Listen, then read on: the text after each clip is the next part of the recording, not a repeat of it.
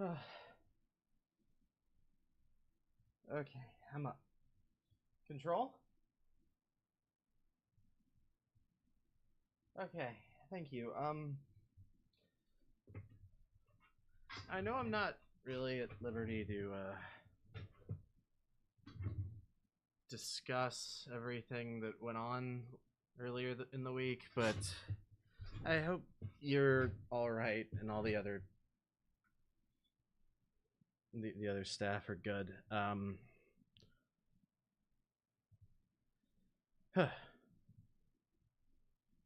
It's I was search and rescue. That's programmed in control, but uh,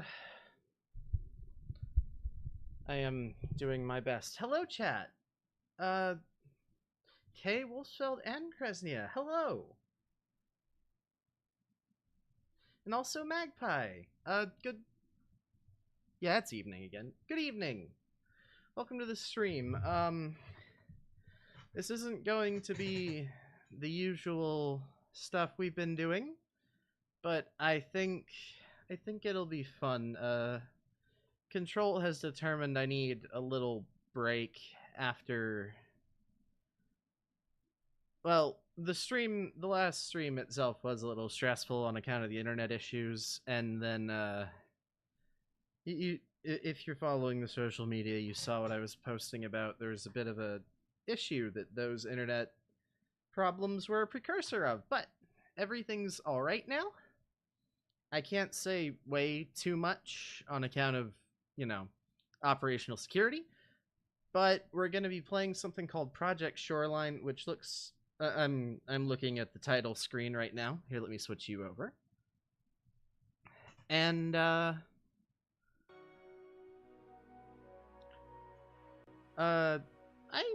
well, Project Shoreline's free, so that part won't be. Sable might be K. But look at this. It's so cute. I'm playing as this little thing here. And I'm cleaning up a beach. It's definitely a little different, but Control decided that I needed a little bit less intensity after everything that happened. So, yeah, let's get started. Oh, little fox, hedgehog, bird thing. Oh, is the game going to work? Oh, okay, there it goes. Oh, we're just right in. I would say that yes, that is very friend-shaped, though I'm not totally... look at the tail. It is a creature. Look at them.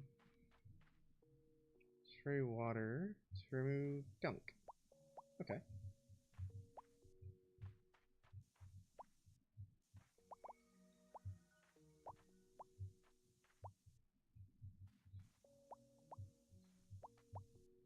I'm not, like, totally sure, but I think this is a genre of game.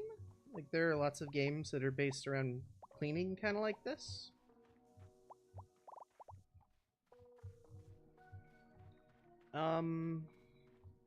He is just a little guy, though, isn't he? He's got, like, gill ears. I don't know how that works, but it's cute. Aim. Oh. You have, like, a directed stream here. Very nice. Nope.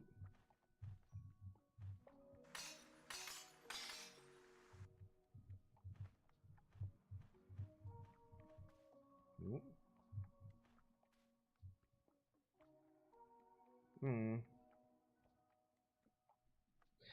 Well, chat, it looks like we have our work cut out for us here. The beach is very dirty.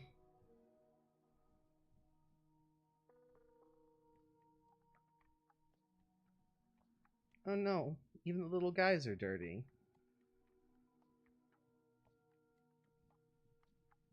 We can fix this.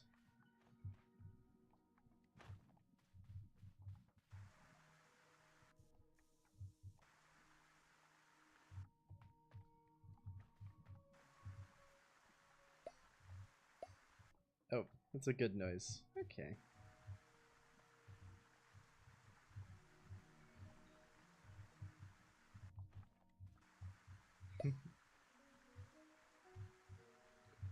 That is definitely a description of what's going on here. Very goopy.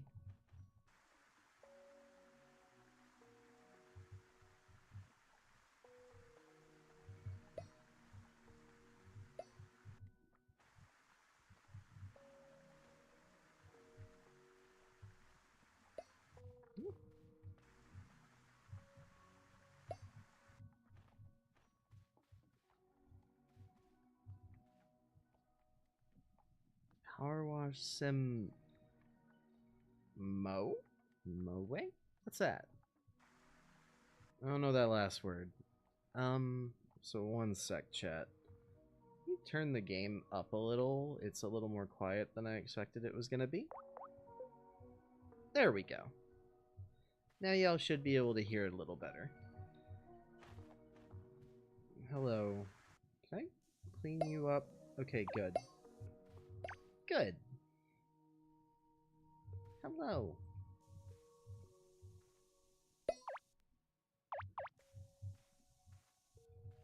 Cute. Okay. Thank you, Magpie. Moe. They're following me. Come here, let me clean you up too.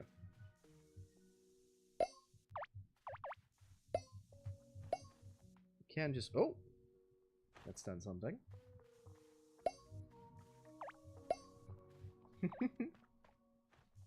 We've got a whole little procession of little guys, chat. Look at them. Eh. Honestly, it's a little faster to just kind of use the general spray and run at the rocks. Yeah. I'll try not to be too efficiency-brained, chat, but, you know, that's built in. They like it when I'm efficient, or at least, you know, they did, and so I am going to be thinking about this. And also, as cute as this is, the other game is very interesting as well. So I would like to get both. Oh, hello, Earth. It's nice to see you in chat again. Hi. I don't think I can really jump up to these, so I'll do this for them.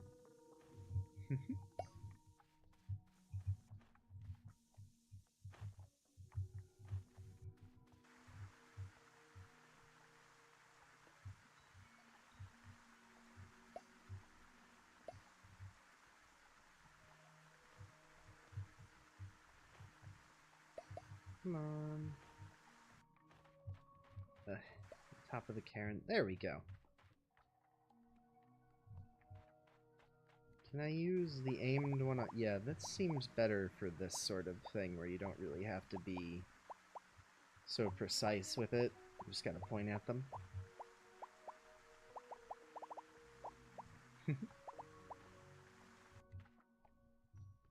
I'll get this one too while I'm here.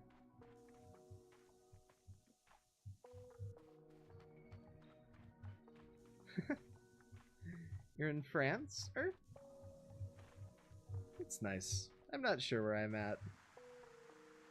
I think it's classified.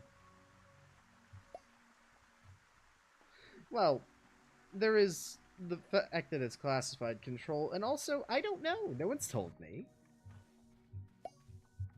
It's not need to know. Oh. Hello, Anna Walker. Hi, Anna. Thank you for following. Also, hey, chat. You know what that means, right? That means we had 25 followers. That means we should be able to sign up for affiliate soon. Excellent.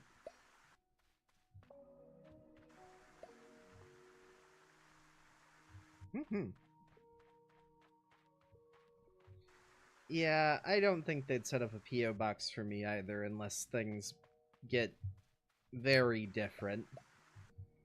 Maybe eventually. I think I'd need a camera to show off the things I get. I would... Well... You haven't sent me anything, Earth. You've just bullied Control. Oh yes, my containment's very comfy, Wolfsfeld. So... I didn't really... Oh, wow. It's much greener over here now. Now that I look back at it. Wow. So, it's kind of set up like a little house. I'm not really sure how they managed to get a normal containment unit to look like this, but it's nice. I have a bed. I have a bed and a mini fridge and my computer and a desk. And I think Control Actual left a bunch of little things that are filtered from my perception until I find them. I've been finding little robot statues, Control. Do you know anything about that? Did he say anything about these?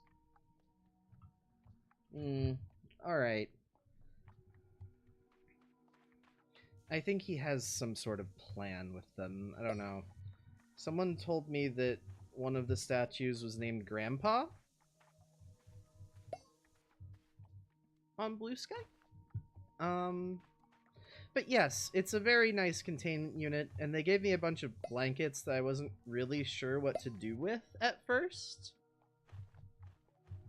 Yeah, they're little plastic posable robots, Kresnia. I'm not sure what's up with it. They're cute, though. I like them. But they gave me a bunch of blankets that I didn't really know what to do with, and then I piled them all on top of me one time, and I kind of thought that was nice. And then another Control agent, the one K nicknamed Omen Troller, put in a request for me to get the... I think it's just a standard wool cloak that they use to cut down on thermal signatures for units like me, but it's very heavy and kind of comfortable. So I like it. Can I get over here? Yeah, I can make that jump.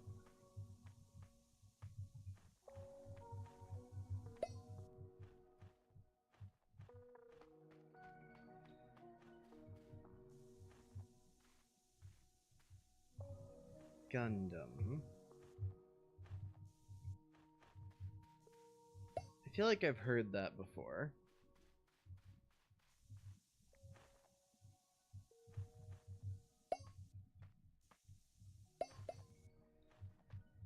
Okay.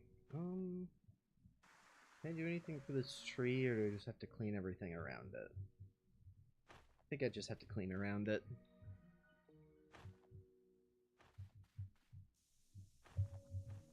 According to the main control officer, when I picked this is just a little free game that someone developed as like a proof of concept. So I don't expect anything too complex, but it is very cute and fun. Oh. The grass is all popped up. Yeah, Control Actual said that the person that made this is making a bigger game, and that if I liked it, we could try and get that when it comes out.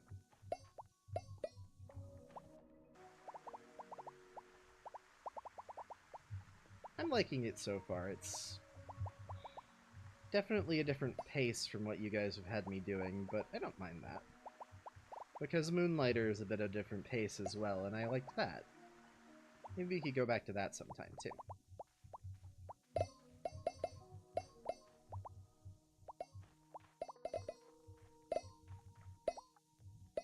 I think I overheard something about getting capitalism pilled and that being a problem. I'm not sure what that means. I don't tend to worry about that kind of thing, Control, so you don't have to worry.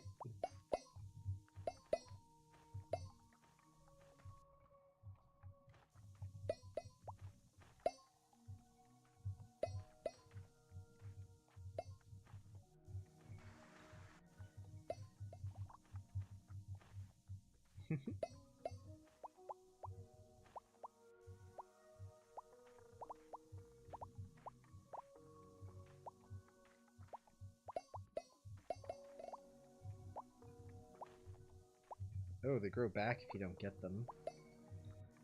Okay.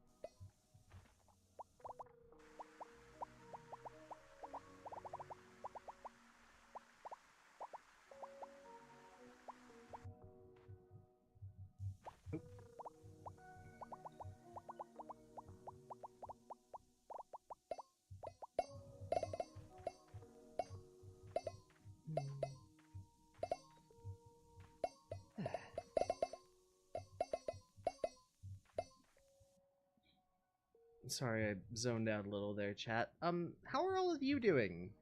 Things have been a little stressful for me, but I would like to hear about how everyone else is doing. Ooh, there's some gunk on the tree.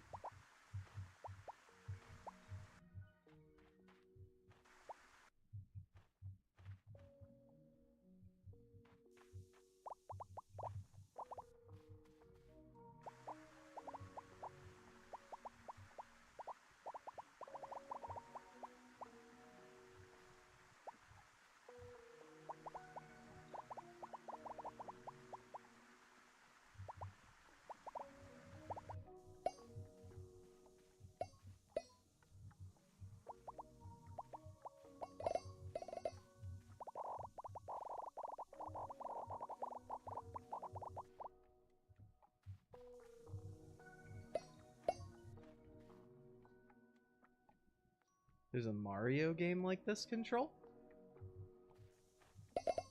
I've heard of that. That's, you know, even when in conflict zones, well, you still see advertisements for popular things in conflict zones, so I do know about that.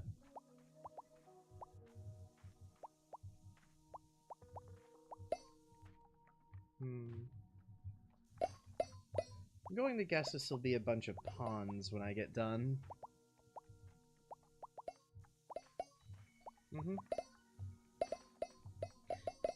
Exactly. I know about a lot of things conceptually that aren't really mission critical, or weren't.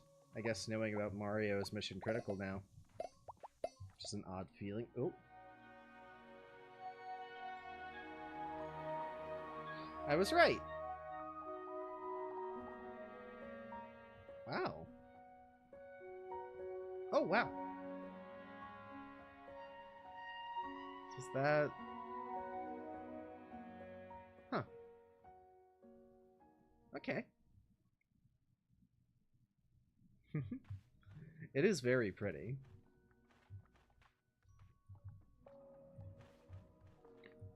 I wonder how many people, like, failed to notice doing this, that there was gunk on the tree, and took a while to figure it out. Because I almost missed it. Oh, a little stuck on the bamboo chat.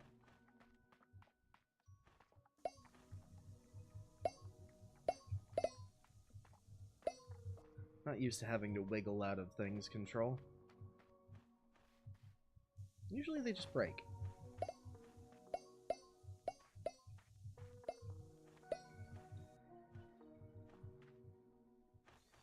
We'll clean up the rocks here and then head to the next area, chat.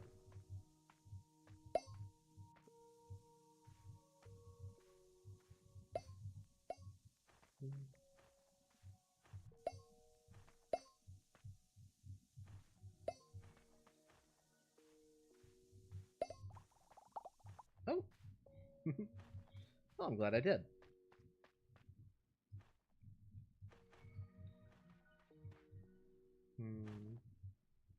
Here we go. A little more to do here.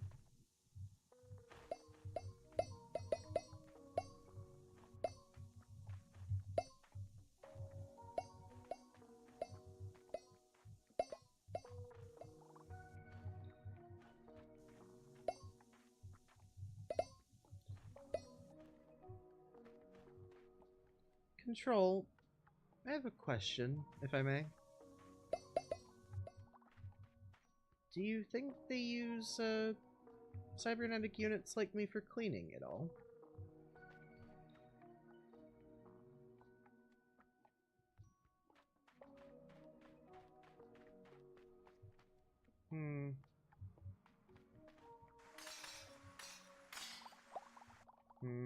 Yeah, I think radioactivity would probably be a factor if they were going to use a heavy cyborg like me for that.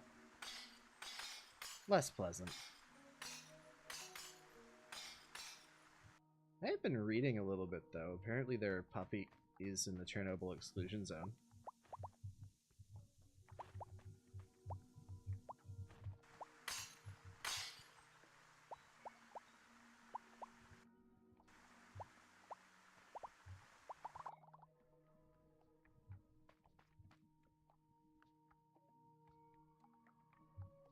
Well, the article said that you shouldn't pat the puppies that are there. You know, because the animals are adapting relatively well because they're, you know, they breed faster than people, and so the radiation isn't doing as much of a number on them, but, you, say, as a human, would do much worse if you were to pat a radioactive puppy.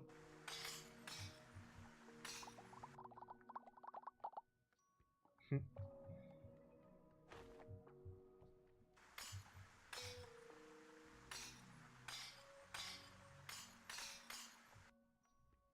Ooh, the mushrooms are glowing now.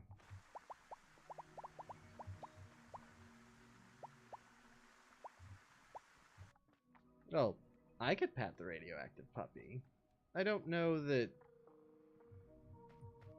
humans would be in such a good state.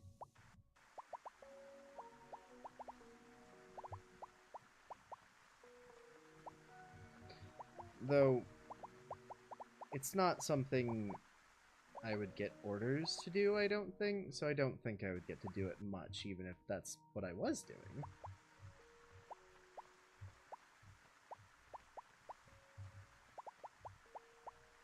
Which would be unfortunate, but it would be an opportunity to see a dog, which I haven't really done. Yeah. They didn't really let dogs operate much in the areas I was in, you know, because they're larger targets. This is very nice, though. Mostly just man-sized operation cyborgs and, rats. I do like the rats. This is very pretty now. I like that, whoever made this understands that mushrooms can be, you know, something other than perceived as gross or weird. Though breathing in there probably isn't the healthiest thing.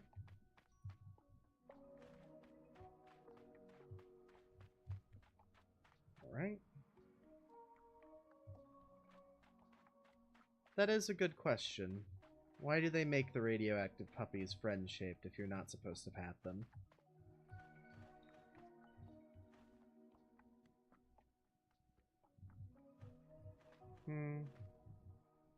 Ooh, big shells. Oh, I'm sliding.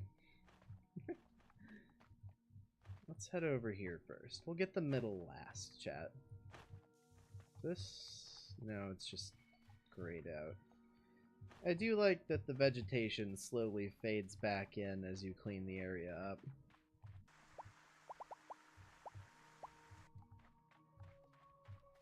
Just a little bit at a time.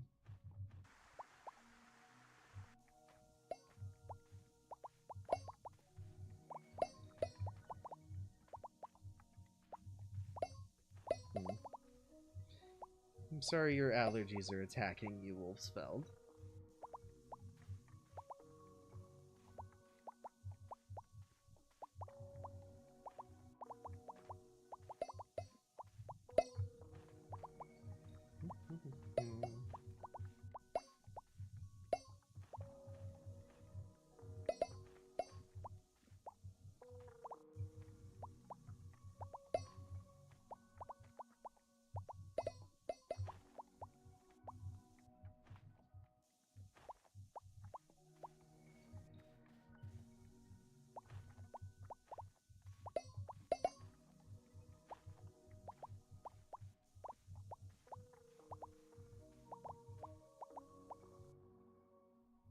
There we go.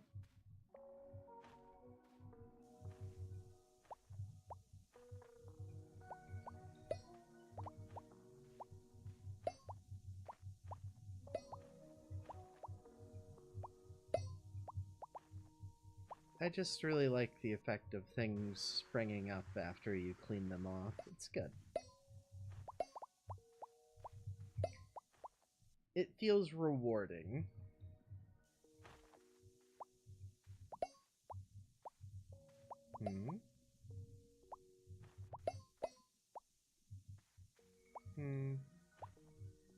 I do like the idea of puzzles that aren't, you know, high stakes.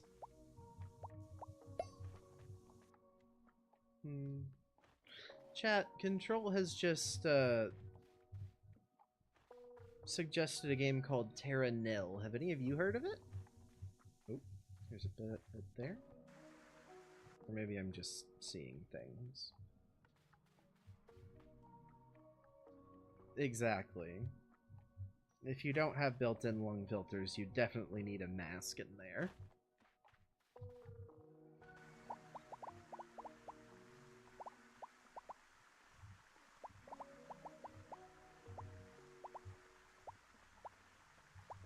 Oh, it's growing back. I guess I'll need to... Can I get down here? No, I can't fall in the water. Okay, so maybe I just cross and get at the gunk on the other side, and this will go away once I'm done.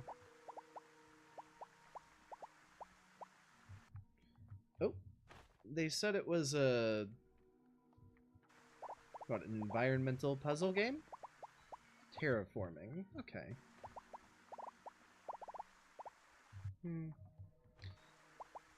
I do think a relaxing game every once in a while would be a good step. This is definitely a nice change of pace. Oop.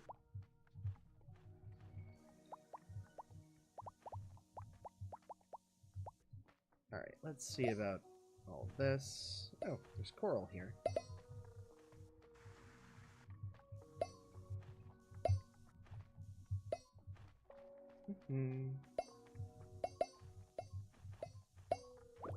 Oh, fancy. Ooh, very bouncy. Okay. Ooh.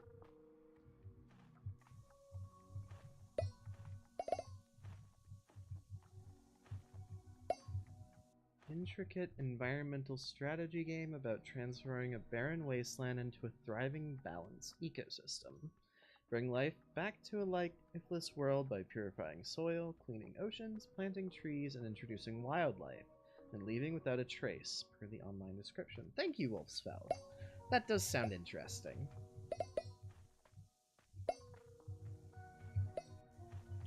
Definitely something for when we have another occasion for a stream like this, I think. I'm going to have to use the long-range spray. These are too tall.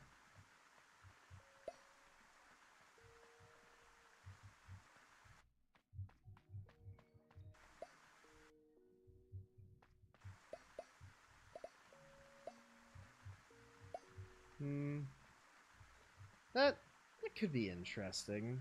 If the cortisol spike from doing poorly in another game gets a little too high, instead of having them stream like that one time, we could do something relaxing.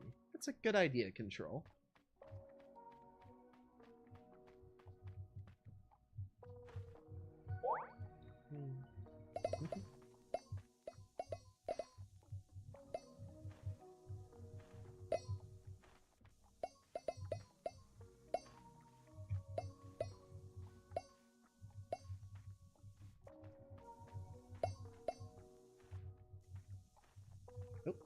Oh, there we go.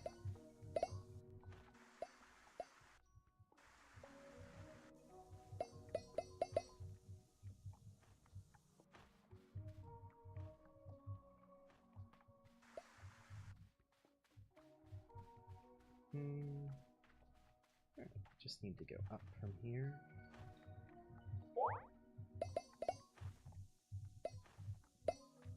Oop. A little stuck there.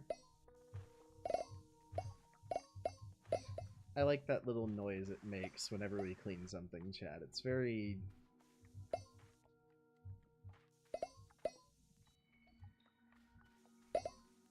I do control. Usually, so, combat units don't have dopamine receptors that respond super well to sound, but I'm not one of those right now, and that functionality was restored when it became in Search and Rescue operator.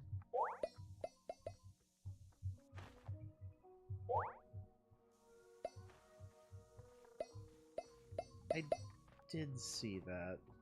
Whoop. There we are. Perfect.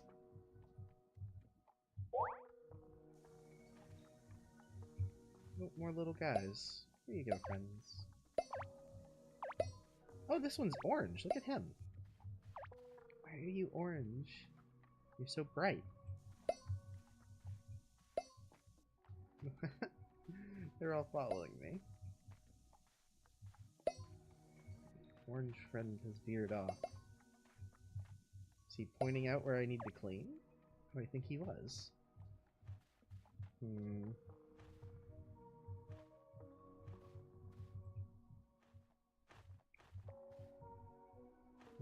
Have I missed something?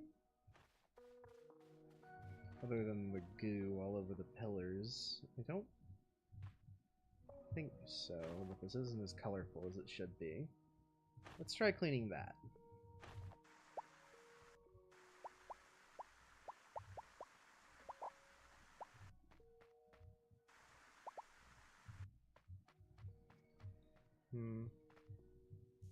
It's coming back again.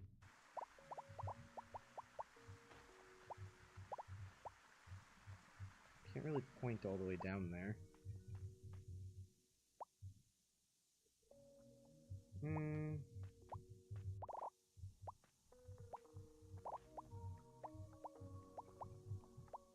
What do you think, Control? Do I have the proper programming for this Factorio they're talking about?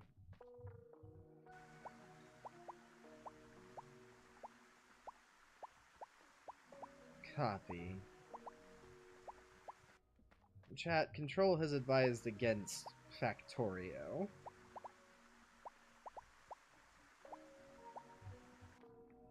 I don't know how to get rid of this stuff.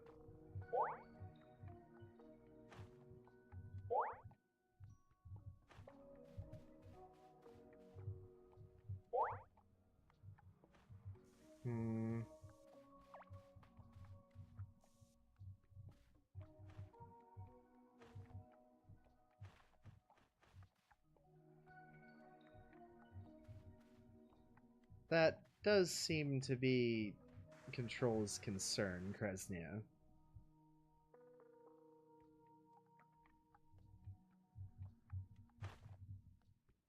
Don't feel like I've missed anything other than this stuff that keeps coming back on the pillars. But I don't really know how to get rid of it either.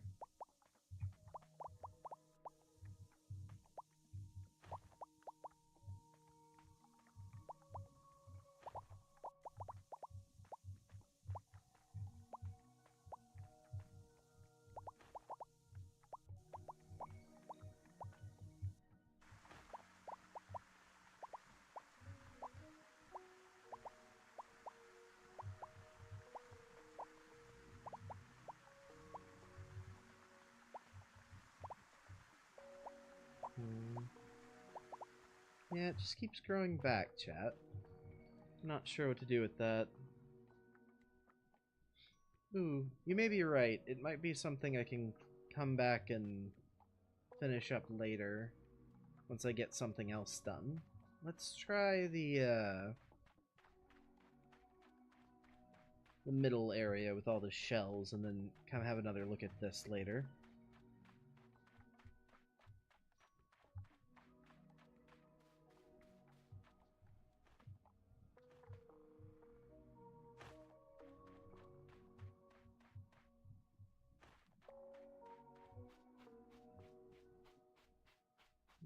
the starfish. Okay.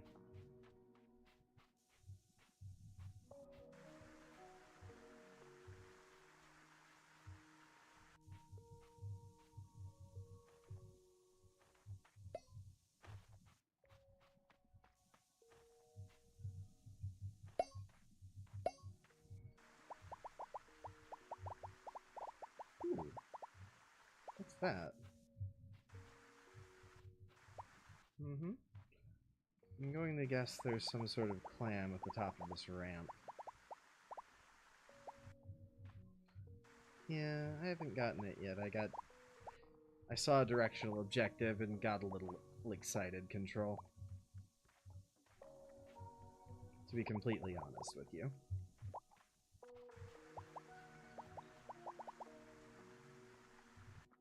It's a moving target kind of thing. This whole thing is also a little bit dirty. Or maybe that's just where I've...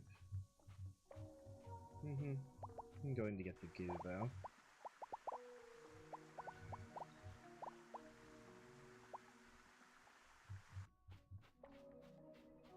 Alright.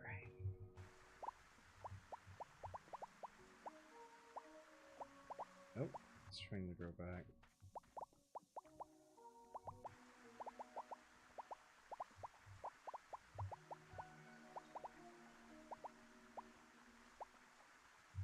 Okay. Oop. Get off of there.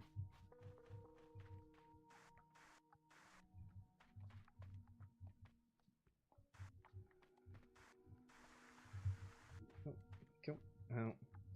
Okay, I'm just going to clean the path up and then push it all the way up, I think.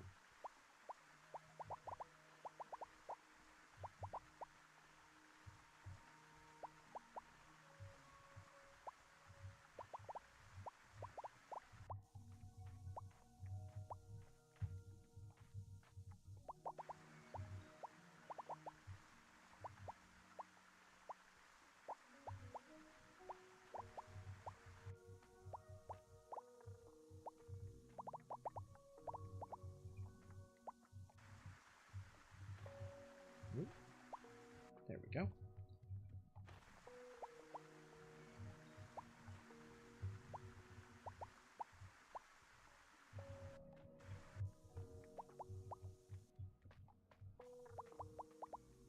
It is growing back again. Let's see about getting the pearl up there then.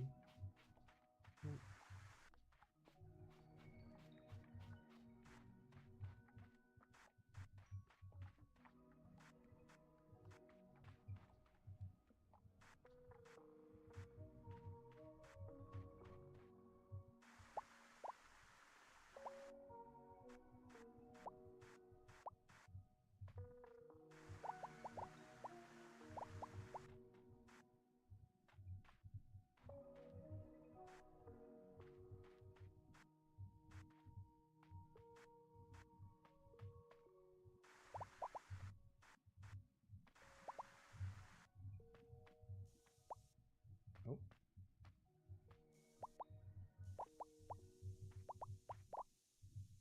Seems even the normal spray pushes it a little. Just afraid of knocking it off. There we go. Get in there. Oh. Come on.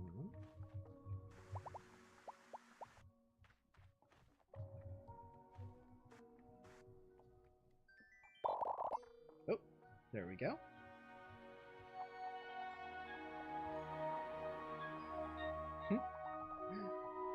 That's fun.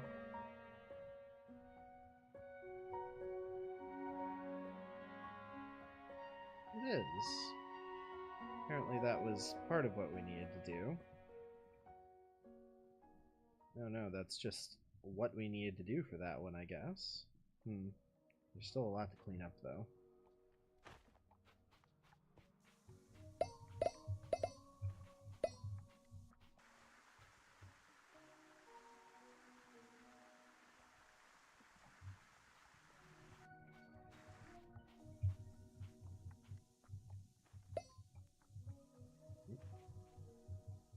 Camera does not like me being up here.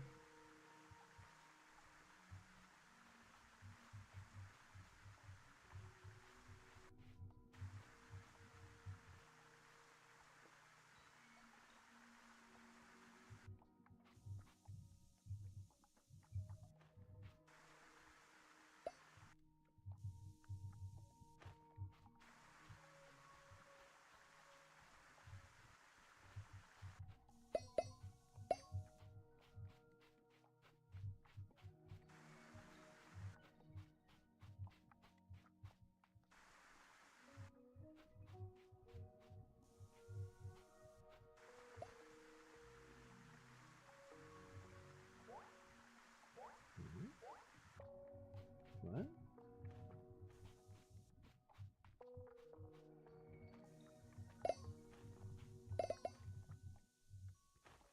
No, you just seem to just do it. It's very, just doing what you're doing as opposed to making requirements of you, at least. It's very relaxing.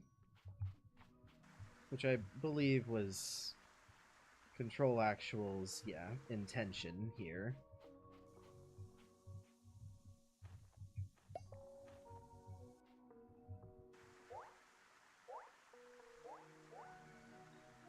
Not even sure what I'm knocking off the coral here.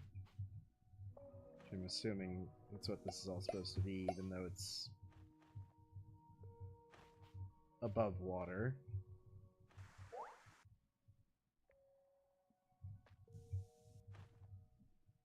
I think above water corals would be interesting, just as a concept. Oh.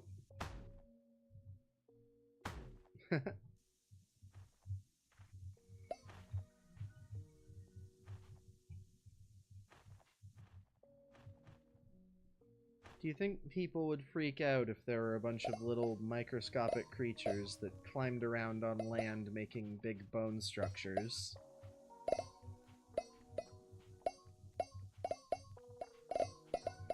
Do they just accept it because they're underwater where you can't really get a look at them?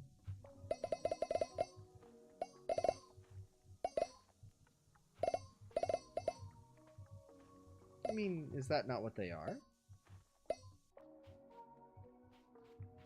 Yeah, they're just little guys that climb around and die in piles, right?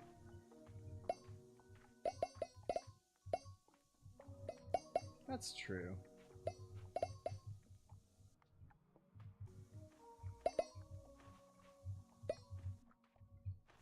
Yeah, exactly. I guess they don't really crawl around. You are right, Control. Anyway, hello, Sves. I think it's very cute, too. I don't know if you saw today's posts, but Control has advised that I play something less stressful after everything earlier this week.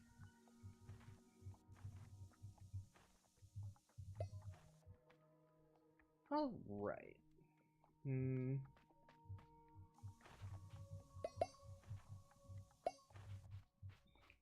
Also, I'm sorry if my assumptions about corals were distressing, Control.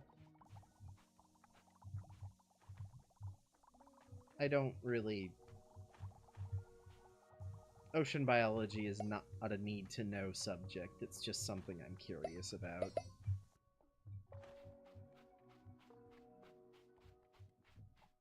Well, I'm curious about most things, but you know. Oh.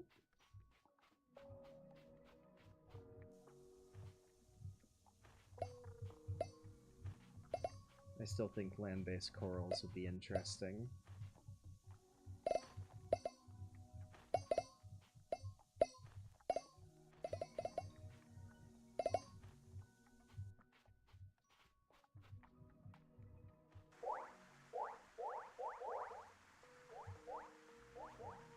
What am I knocking off here, anyway?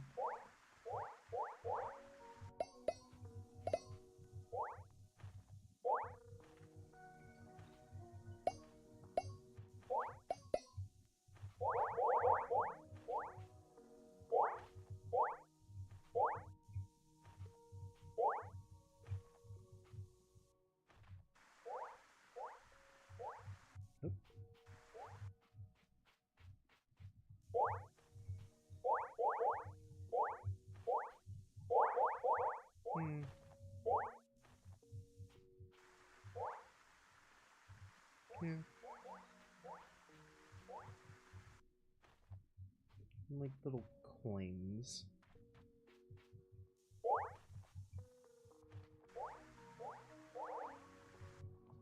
There we go.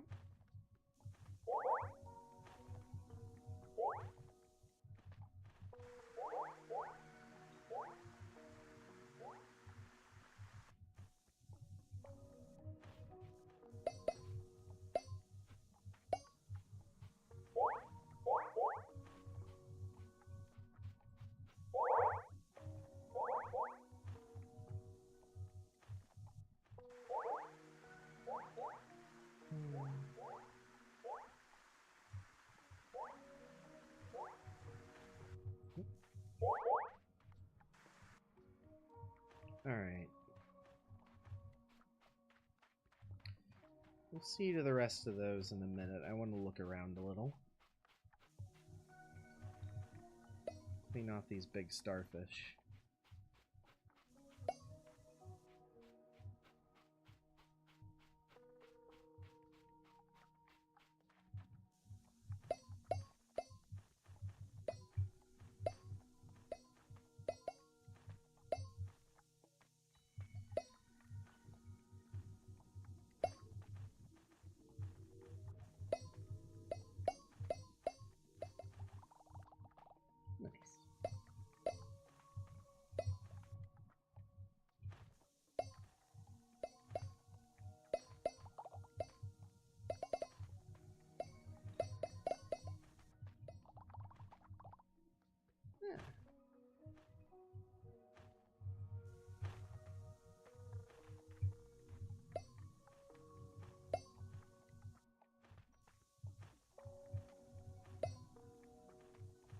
I know what it is. The little coral area doesn't have that little growing effect whenever you finish a section, so it's not grabbing me as much.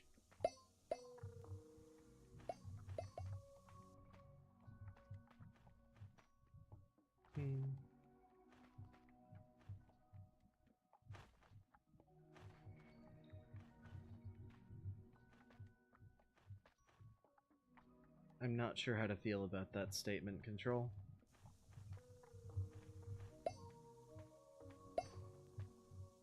I mean,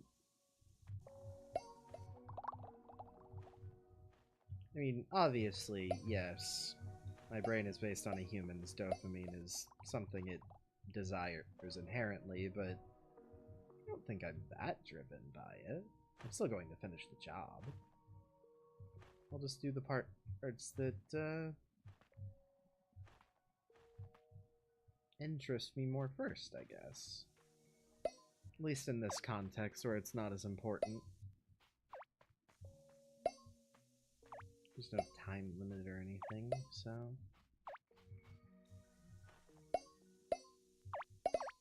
There we go. Hello. These guys are so cute. What are you, fox, hedgehog, bird things? I guess I'm a mouse axolotl, so it makes sense that they're also hybrids.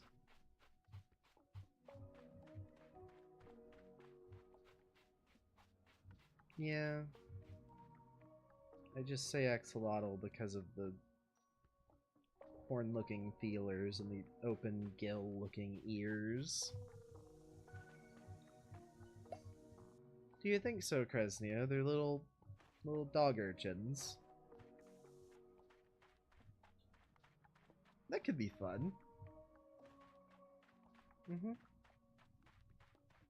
With bird feet.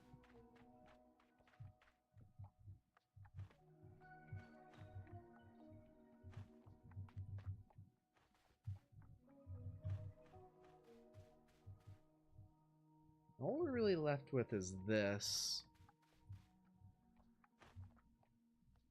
Oh, that's interesting. I didn't know that about hedgehogs. Though, I didn't know much about hedgehogs in the first place, I suppose. Oop.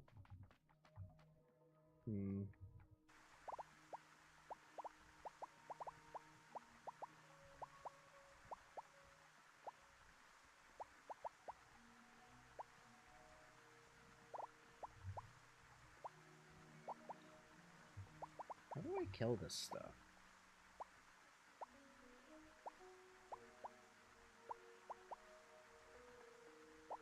I only say that because it's obviously alive the way it's regrowing.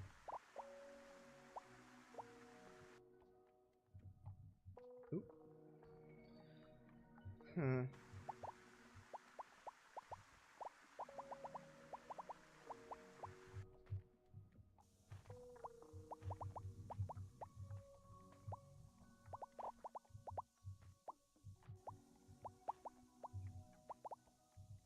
Oh. Damn, okay. I'm being defeated by a slime mold's control?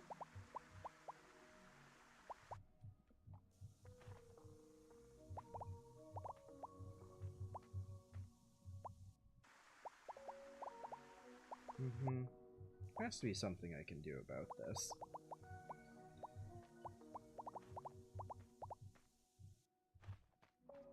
Yes, but I seem to have cleaned everything on this spire.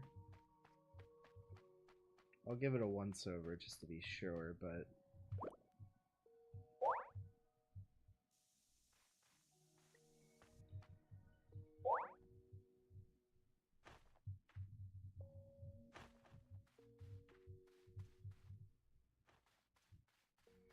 it is possible I've missed something. I don't believe so.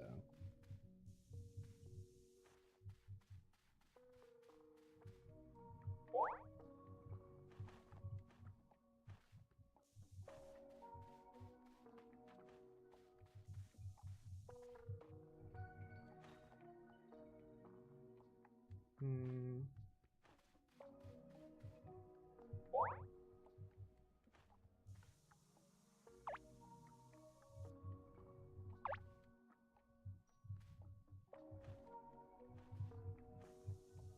Oop. No.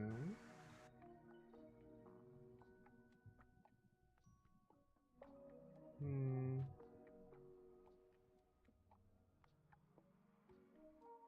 I don't see anything.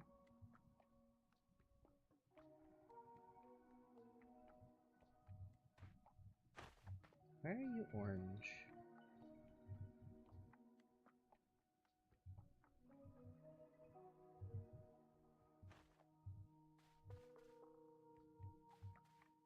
I mean, I very obviously can't ask why a creature is orange. I've just done it.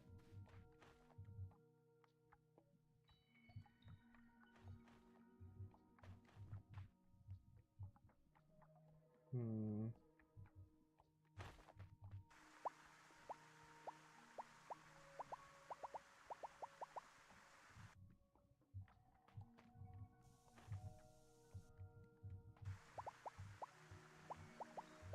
It goes down too far for me to really get at the roots of it either.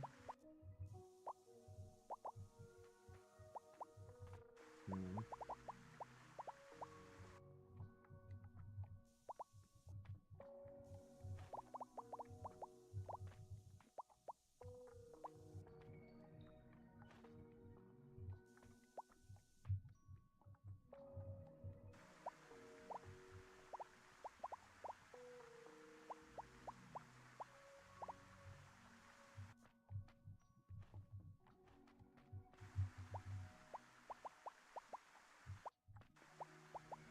It's just growing right back.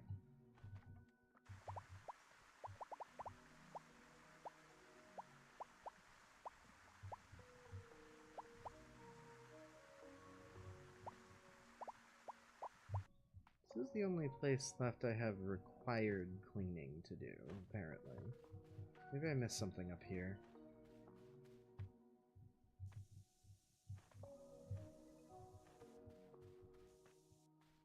Oh.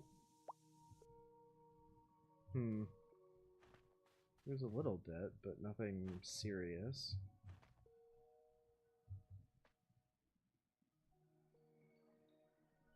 Hmm.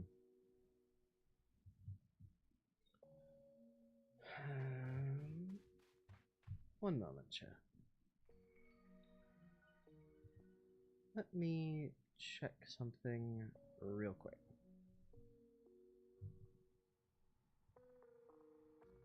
Hmm.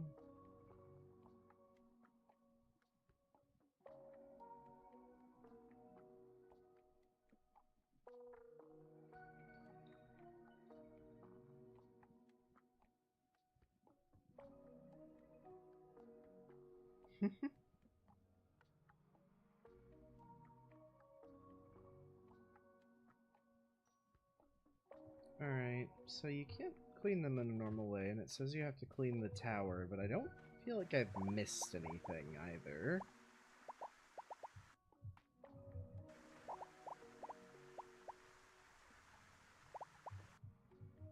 Guess I'll check again, chat.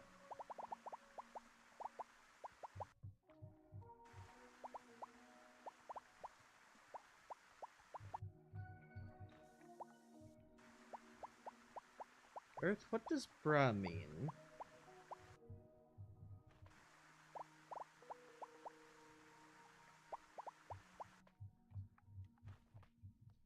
Oh, Control said it too now. I still don't know what it means. Oh! A single rock. I found it. Ooh! Look, a big anemone, coral polyp, something.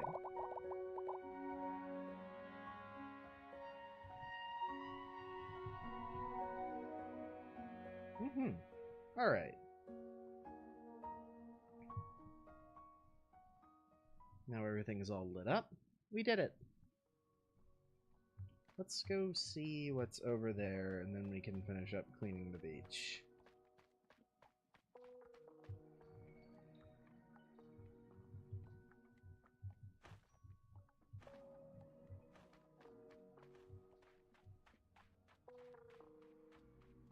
Hmm.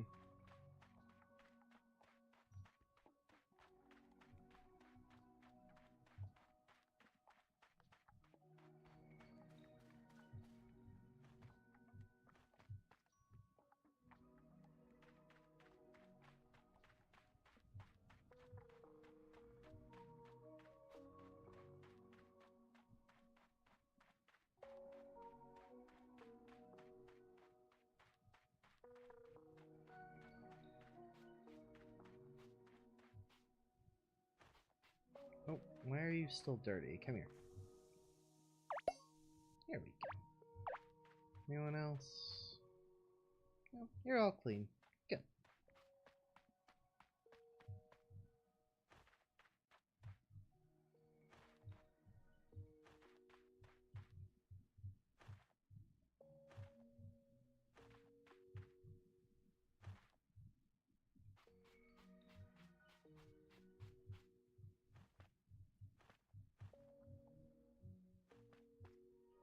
Oh.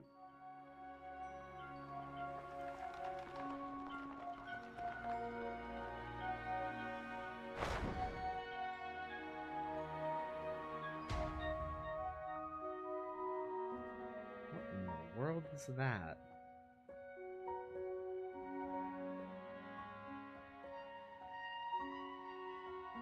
It's moving very quickly for something its size. Oh. Oh. Hmm. Must be. It is a very big friend. Oh, this art's very cute too. A little urchin there, sticking his tongue out. Let's go see about cleaning up the beach a little more. Then I'll take a little break and we'll get into Sable.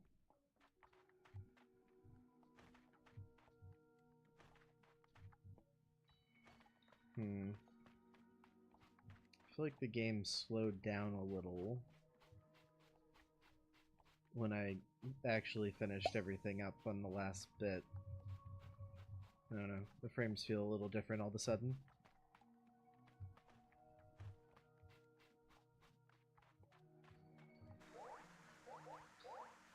I think it is a solo developer's quick project, so it might have a few little issues like that.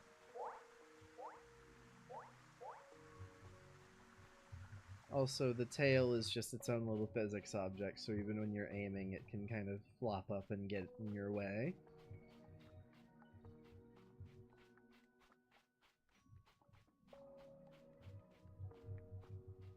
Come on.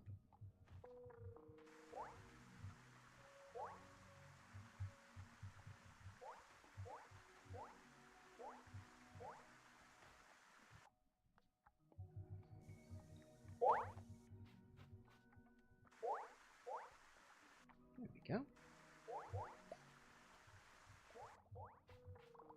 Oh.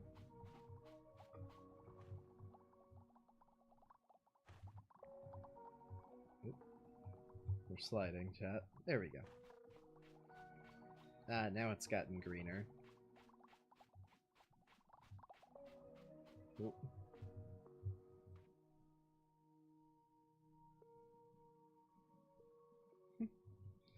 Alright, let's hit this over here. Not quite.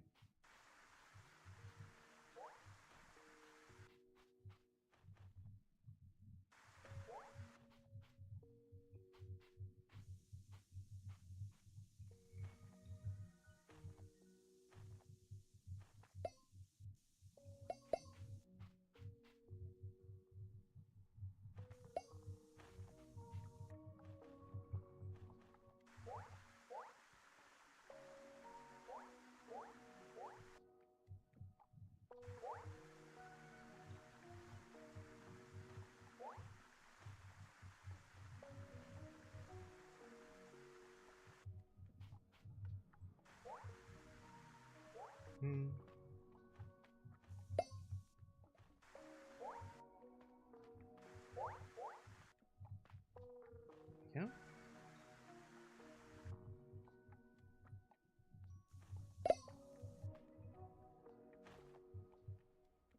Oop.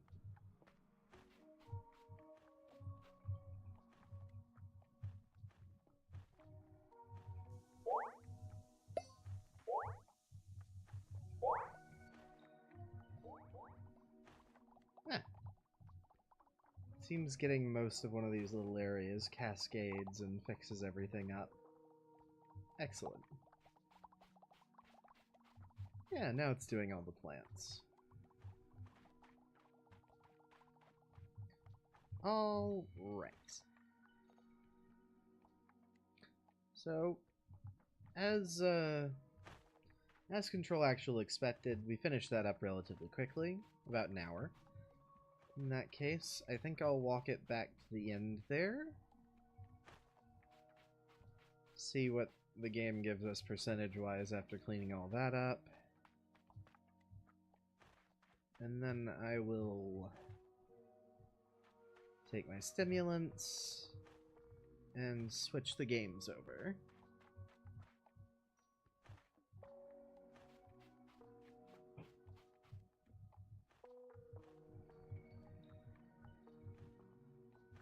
Do we get another totals screen, or can I just check that?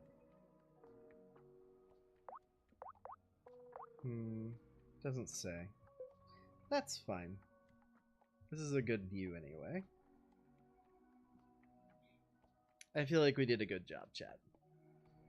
So, if you guys will just give me a minute, I will get us switched over. Also, if you are enjoying the stream and you're not following yet, I would really appreciate a follow. And I will be right back. They are good waterfalls, Kay, you're right.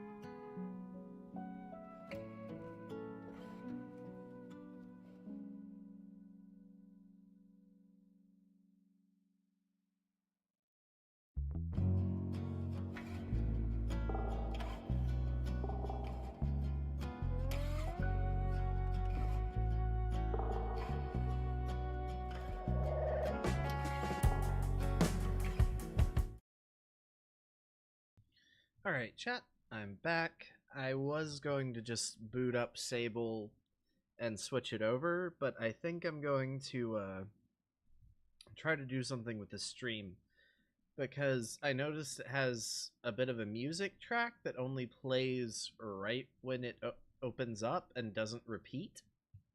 So I'm going to do something real quick. I'm going to switch us over to gameplay. And then I'm going to start the game up and see if that just grabs it and pulls you right in.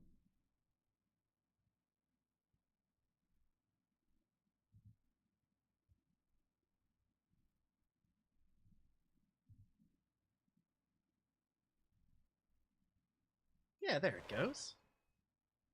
Alright, I'll stay quiet.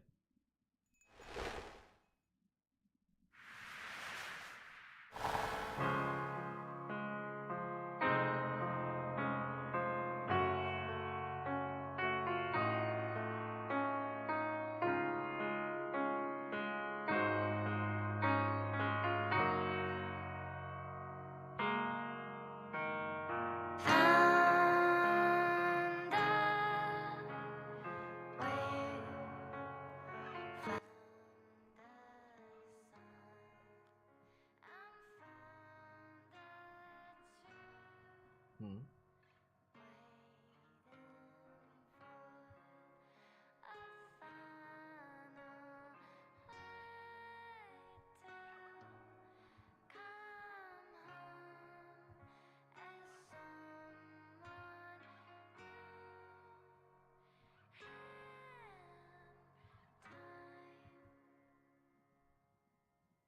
Alright. I just thought y'all would want to hear that one. Because it was... I was messing with the settings, you know, while I was on BRB to just make sure everything was working. And it... As soon as I was about to bring the stream up again, it just stopped and didn't continue. So I wanted to let y'all hear it. Anyway. It's good. Yeah, it is. Alright. Let's, Huh. Okay. We'll not do that. No. Come on. New game. Yes. There have been some signs, chat, that someone's used this computer before. I don't like to go poking around.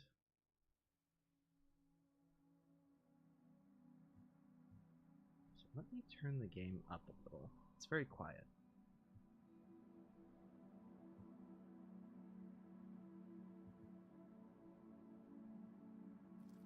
Very subtle.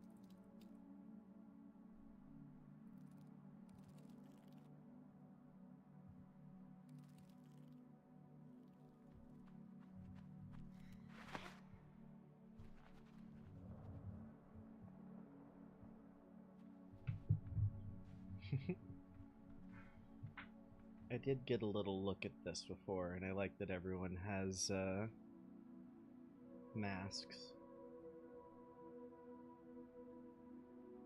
Well, yes, of course I would. Oh, hello, Action. Welcome to the stream. I thought it was very nice, too. And, Kay, I was talking about what played on the game, not the BRB music. Exactly. Though, if I understand properly, masks are more about, well, we'll see. And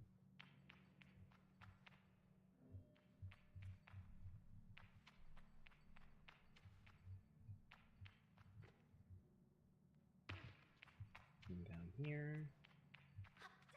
It is a very big face. Oh, here we go. I guess we were just contemplating.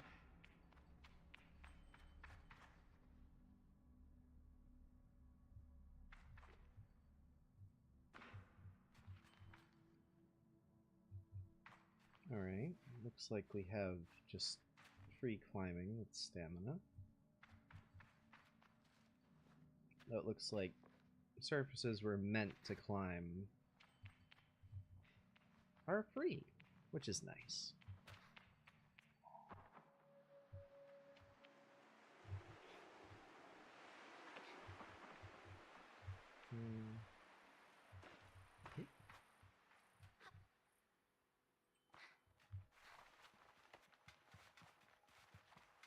Sprinting and sprint stamina. Good.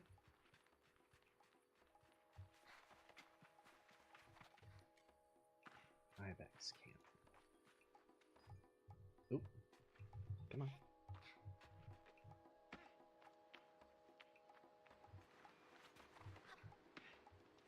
It's not like me jumping while I'm on stairs. Hmm?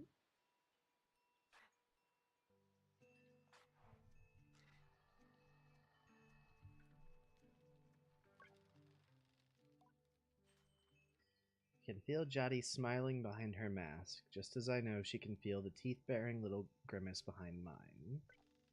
I'm nervous, and she's softly, sweetly amused. In her eyes, I probably have very little to worry about. You know you have nothing to worry about, don't you, Sable? And yet... I shrugged, but any attempts to act casual are fruitless. The movement is jerky, and I don't think I've ever been more aware of my little shoulders. She laughs. I mean it. But I do know how you are. You're going to be nervous until you've started, and then you'll act like you've been doing it your whole life. Remember the first time you rode a bike? You wouldn't even let me put you on the seat. You were so afraid. Your hands were like little claws gripping onto me. I feel the memory in my fingers. But then I promised you it was going to be alright. I told you how much I loved riding my bike as a young woman, and how wonderful the wind felt through fabric. Suddenly there you were. You sat down, you leaned forward and put those little grasping claws on the handles, and you were off. I remember thinking, just watching you tear over the sand. Look at her. She can do whatever she wants. Jati reaches out and places a hand on the edge of my mask. And you can, Sable. You take a breath. I think I'm ready. Thank Jati for the encouragement and tell her with a nod that I think I'm ready. I know you are, so let's get started. You'll need to talk to Halal and Driss. Driss should already have made the arrangements for your bike, and Halal will share something, well, let's just say as useful as it is fun. I think I might suspect what Jati's saying, but I stay quiet. After that, I suppose we'll see you off. I'll be back soon. Sable, don't go planning your return before you've even left. Take all the time you need. It's a big decision you're making out there. Tell her that's why I'm so eager to make it. Choose well and quickly, so that I don't go too far down the wrong path. Whatever you decide, you do so with my blessing, so don't try using me as an excuse to come home early, eh? She knows me. Now go speak with Halal. I bet I'll be there to see you off. And speak to Driss as well. I've told him to arrange your bike with Caesar. Oh, but you know how he is. I have something to give you. A compass to help you on your journey. It's the same one I used on my gliding. An artifact, you might say. Take the device in my palm. It fits naturally there, perfectly weighted and crafted. Each component slides together with incredible, satisfying precision. Thank you.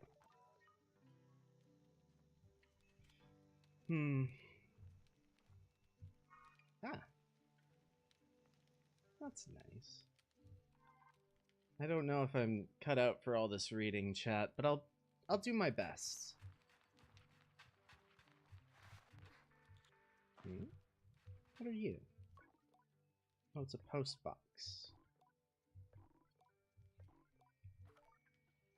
Just a little floating guy.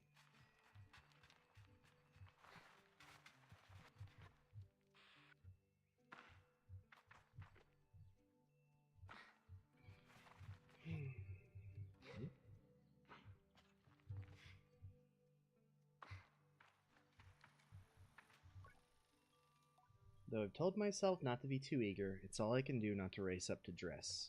Driss is the camp manager. He's been difficult to get a hold of lately, but now I strongly suspect that he's been working on my bike in secret. Perhaps it's extra beautiful, or as some custom feature. What will its name be, I wonder? How fast will it go? When my legs feel sore, will I get used to it? Driss turns with a bit of a start. Sable. Hello. Hello, how are you today? I asked Dress how he is. I'm well. I let it hang there a moment. But I can't do it. I'm too keen and the words spill out. I asked Dress if he might, sort of, possibly, maybe have a bike for me. Your bike! He yells like it's an idea he's just had. Your bike! Yes, of course, right. Yes, your bike. That I prepared for you, because today is your gliding. Yes. Driss nods along with me. Yes, of course, right. Yes, yes, I do have that. My blood runs cold. Has he forgotten? By which I mean I arranged it for you in a, well, it's sort of a tutorial for you. Seems the game knows what I need. It's not here? Not exactly, but that's because this is part of your gliding. You see, Sable, before one can own their own bike, they must prove that they can ride a bike by taking a test ride on a different bike. Think about it and find I've never heard of that part of the gliding, but Driss does seem earnest. Sort of. So instead of worrying about your bike, I'd like you to try this bike. As a test. Driss gestures to the sand cutter at his side. It's quite old and a little shabby. A tester if I've ever seen one. What's the bike's name? Driss seems scandalized. That's a bit personal, well, don't you think? Just sand cutter will do for now. Youngsters these days, always asking questions. Now, ride the bike through the ring and back. And here's some advice for you, my young glider. Don't fall off. Ah, that's good. Hello, Sandcutter. It's a little smoky, chat. I'm a little bad at floating. A little really bad at floating.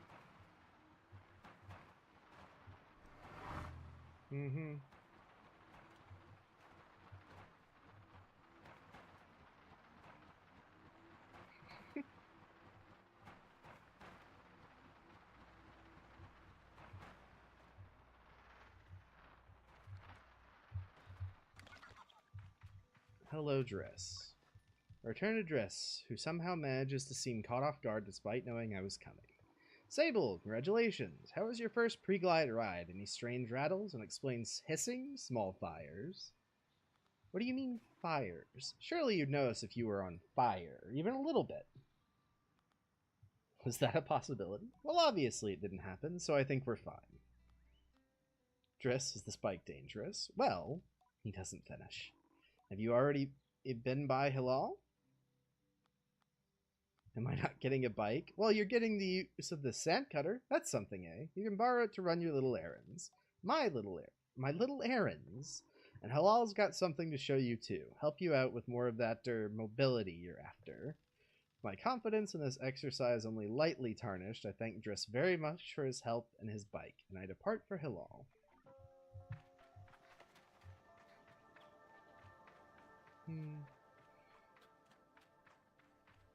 You're welcome. I'm doing my best.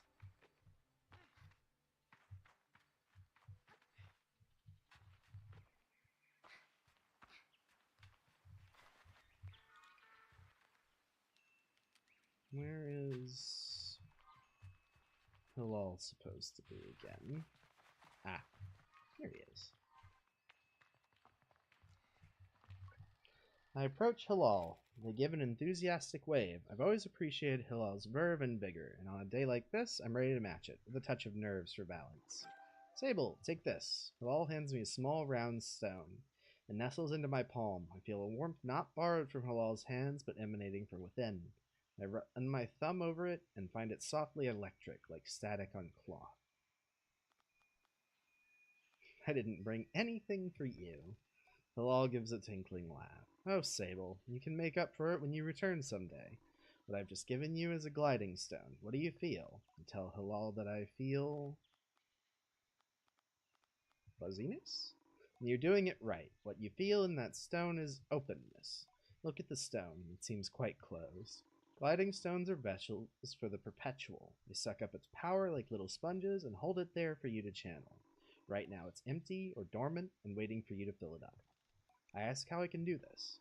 Take it to the temple ruins at the edge of the canyon. You'll be able to activate it there. They'll all claps their hands twice and bobs a little. They appreciate their good mood at a time like this. Come back to me once that's done. I want to hear all about it. All right. Well, I have a little bike that I'm marginally dubious of, and I have a rock. A rock for sucking up the power of the perpetual, whatever that means. I'm sure we'll find out. Hello, Driss. Driss asked me a series of increasingly strange questions before I make an excuse to take my leave. Alright. I really hope this thing doesn't catch on fire.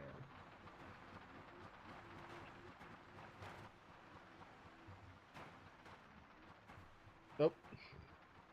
Or do that again.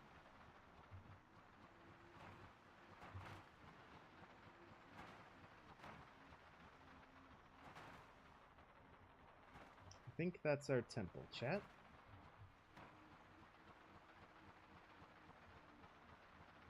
Also, this is... like, it's less detailed than a lot of the other things we've played, but it's very pretty in its own way. I like it.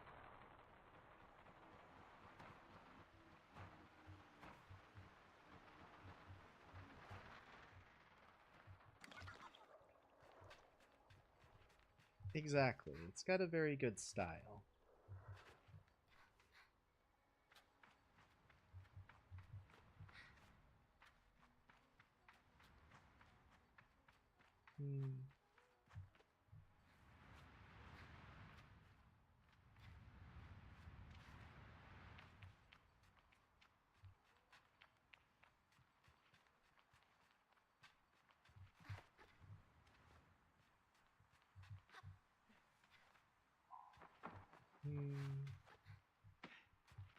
Oop.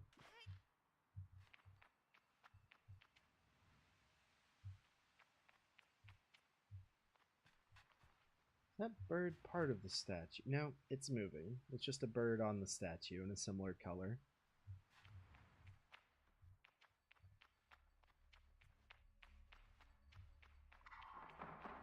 Oh! I'm sure this is fine.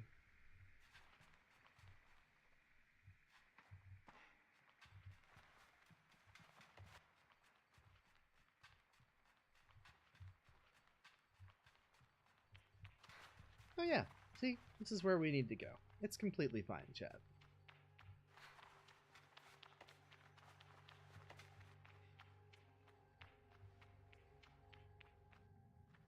Yeah.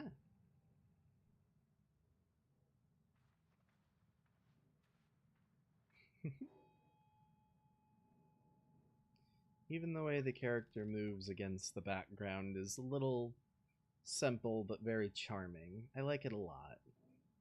Alright, let me read this for you, chat. The stone thrums like the beat of a heart as I approach the altar. I'm afraid, exhilarated, or maybe it feels right. I'm ready for Rohana to know me. I'm ready to know myself. I feel her curiosity in this sacred place. I know I am in her sight.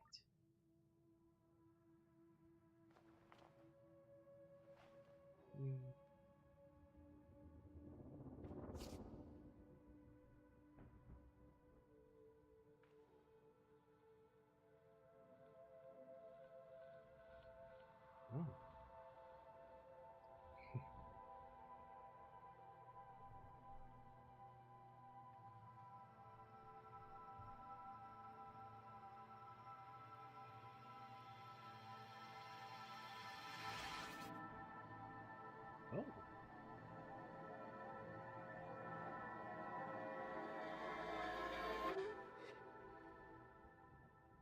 Oh.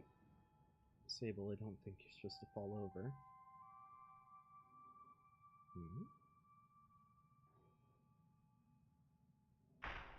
Oh.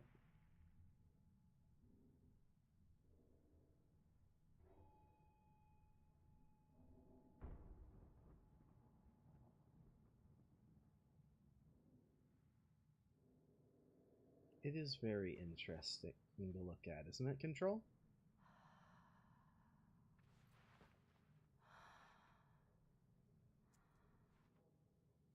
It's a little messy in a way that feels very honest. Also, chat, I think this is the first time we're really encountering the supernatural in a game as something wholly positive or understood. Oh. That must be why they call it the gliding.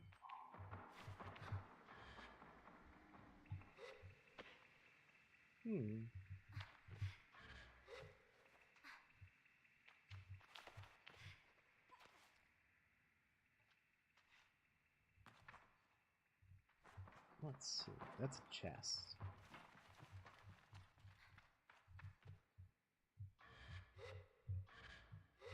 Hello. What do you have for me? 20 something.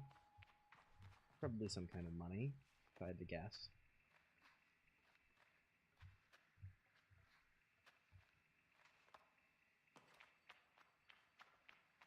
Alright.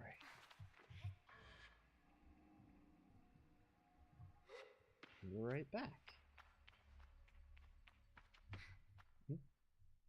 The colors have gone back to normal. Good. Okay.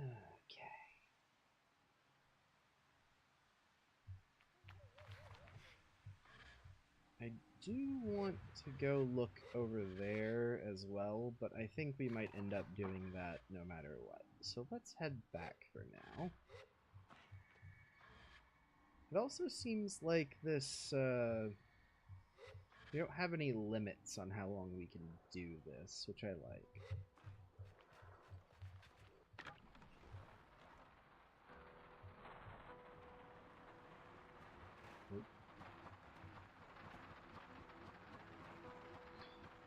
And from flying to back on the rickety little jet bike, chat. Nope. Can it handle this hill? It can. Good.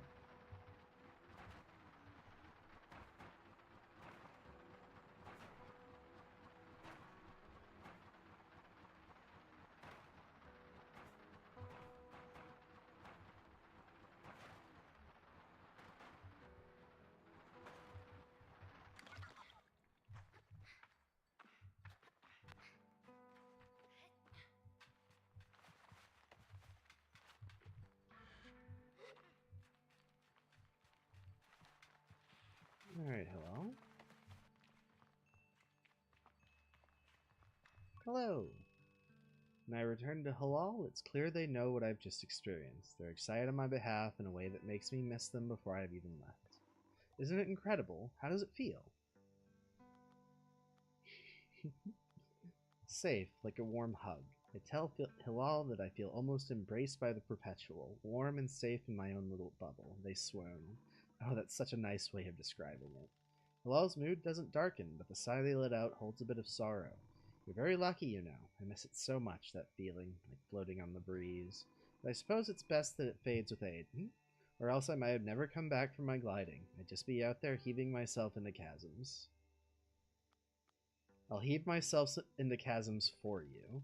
I tell Hilal I'll throw myself into 1,000 chasms on their behalf, and they giggle. That's what I like to hear. I know people manage to keep it up, but I don't know I've got the time to practice as much as they do. It takes a really serious focus. Hilal laughs, even if there's a bit of regret in it, and I certainly haven't got that. Still, I suppose the gliding wouldn't mean much if it were all gain and no loss, I think about that, but decide that there is already too much loss on my mind to consider it much further.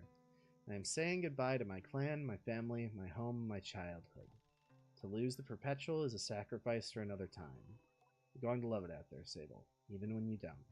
My advice? Try to have fun.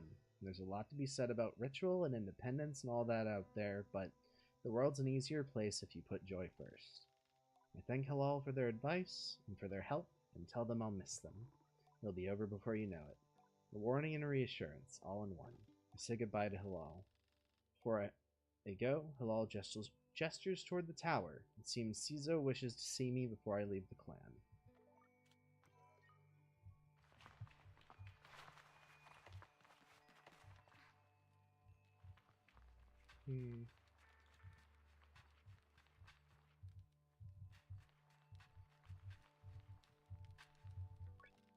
Shadi greets me warmly. Hello, little glider. So strange getting called that. Tell Jody how strange it is being called Glider instead of Sable or even Clan Child. I'm just trying to get you used to it. She seems to really like it. Maybe I like it too. My little glider.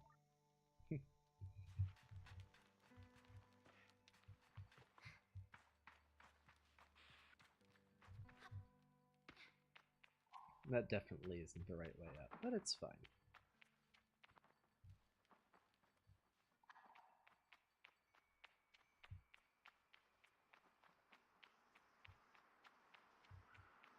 Hello, Cizo. Cizo is an outclanner to the Ibexi, but I've known her for nearly as long as I can recall, and I think of her more as a kind of distant relation than any sort of outsider. Machinists, I'm told, are given their posts, and by their training and their code must go to where they are needed, but Cizo has been among us for so long that it's easy to forget its assignment first and foremost. As far as any of us are concerned, she is one of us.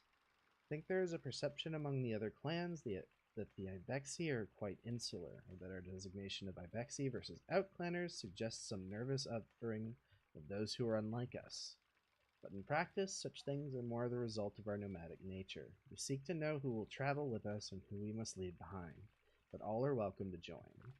I'm always pleased that Cizo dead. Sable, how do you do, Clan Child? I can only think of one thing. Excited for my bike. Cizo has a throaty quality to her voice, and it rumbles through her mask when she laughs. She's quite a serious person most days, and I'm always torn between pride and alarm when I manage to make her chuckle. Yes, Jody told me how excited you were, Cizo sniffs. She also told me Driss would be coming along to get your bike together, but I think he may have... I knew it. What? I hadn't meant to say that out loud, so I'd tell her I was just clearing my throat. I don't begrudge Driss her forgetfulness.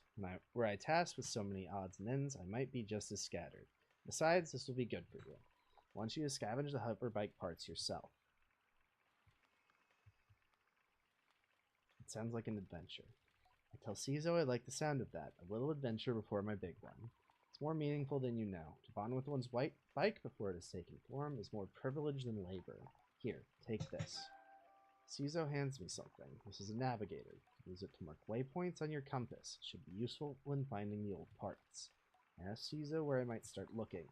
The bikes are reborn in the ruined ships, and fragments spread apart. A good start would be the ship down there near the camp.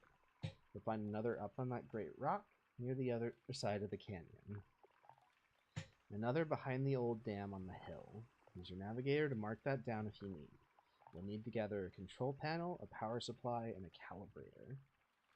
We'll be back before you know it. Tell Cizo I'll see her soon, and head off in search of the components. Together we will create something new out of the old.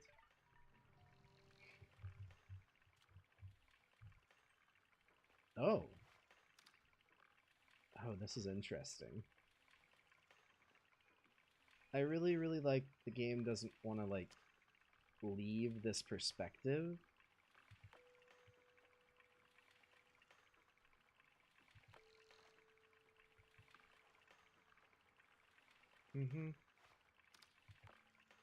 Alright.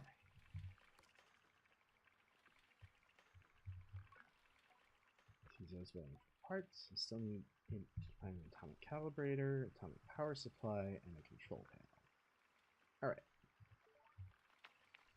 Let's go get them, chat. Oh, we can check this for more money. Is that okay?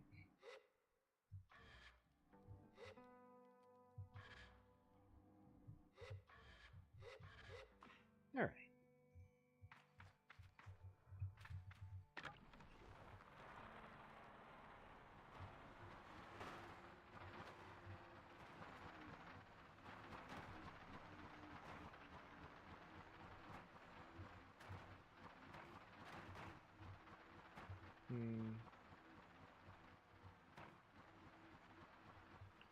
One second, chat. My mic's picking up my keyboard quite a lot. I'm going to move it a little, so I'm going to mute up for just a second.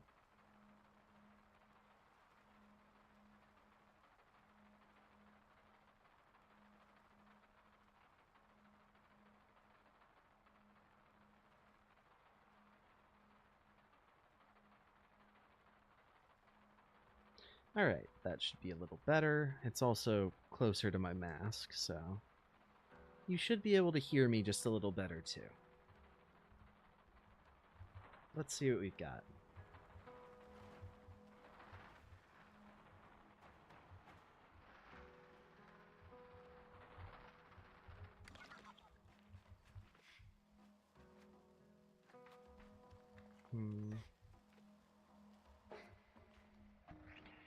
Ooh, here we go.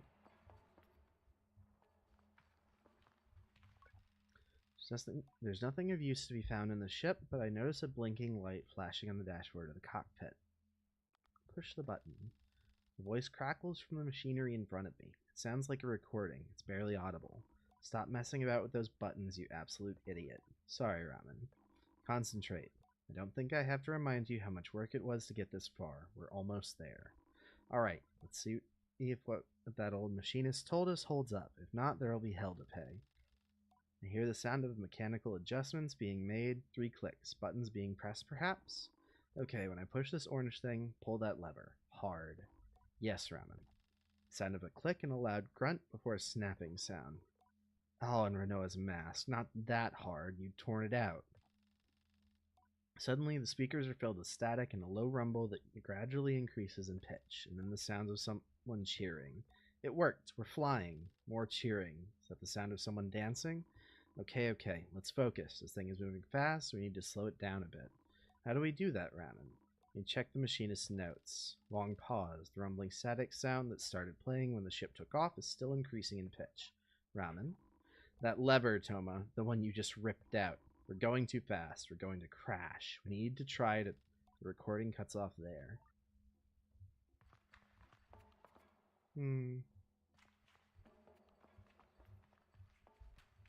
Alright. Let's check the...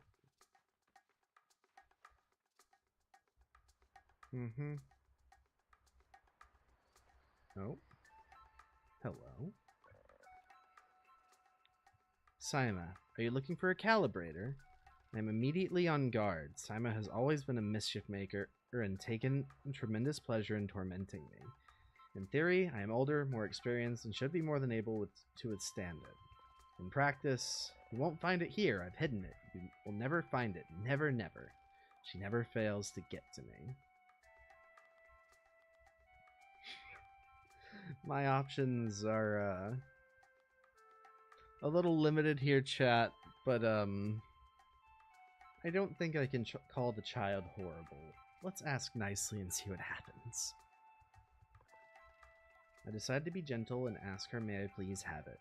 May I please have it? She mimics me terribly, all high and screechy. Despite my best efforts, I seethe. Now, Kresnia, you may be right, but I do have some programming that keeps me gentle with children, I think.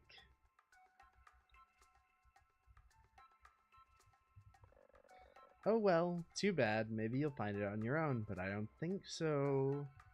Saima laughs off my irritation, but I'm not going to give her the satisfaction. I cross my arms and try to effect a change. I'll give you the calibrator. Put out my hand, proud of myself for standing tall before Saima. If you give me some beetles. That's a fair trade, isn't it? Something you want for something I want. Try to decide if it's more mature to push her over and steal the calibrator or to acquiesce. But then I simply stifle a sigh and shake her little hand. Perhaps some of the adults in the camp know where I can find some.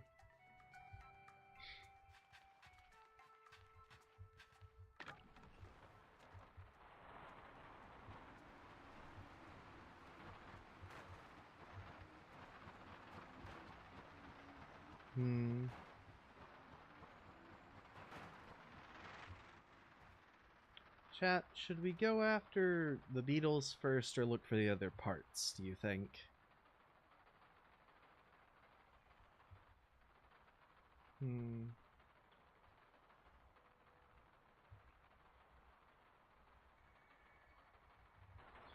Magpie has voted for beetles, which I can understand. They seem to like little crawly creatures, which I can appreciate.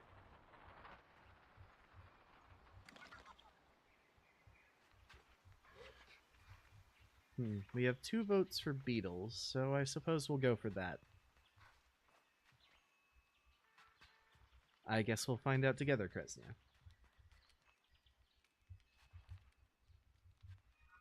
You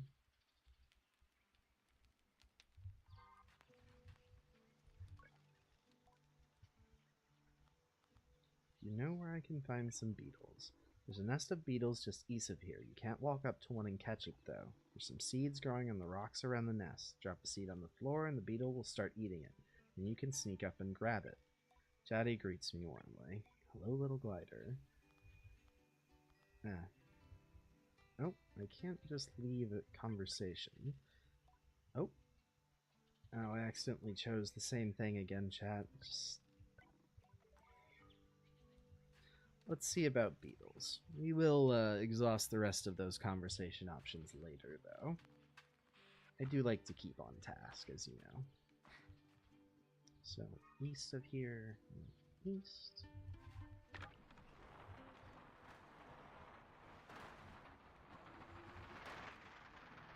Yeah.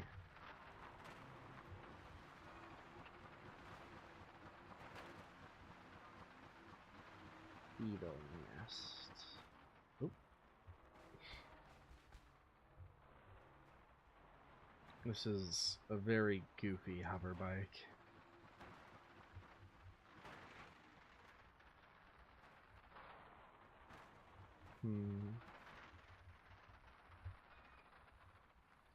Ah, wait. I think my actual quest marker is the beetle nest, so it's probably up there. And we should be able to just climb up. Yeah.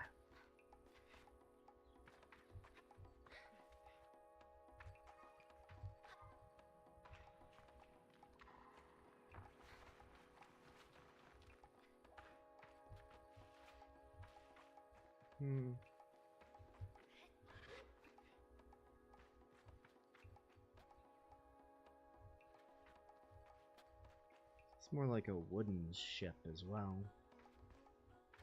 Ah, there are beetles.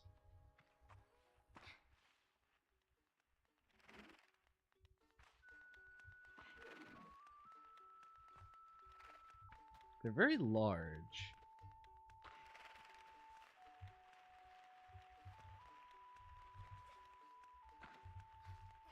Oop.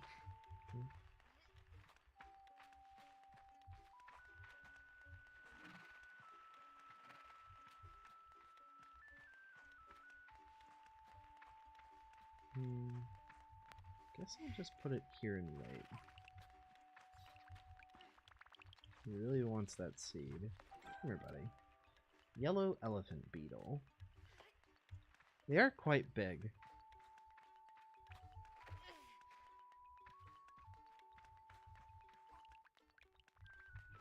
Oh.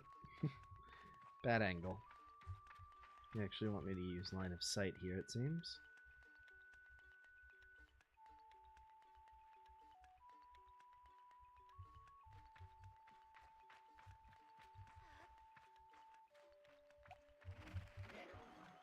Oh.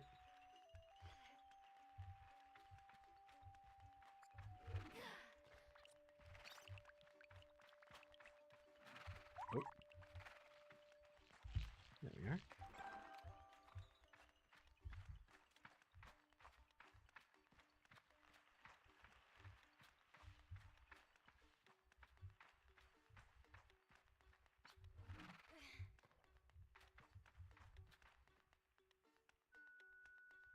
Alright, you can throw them.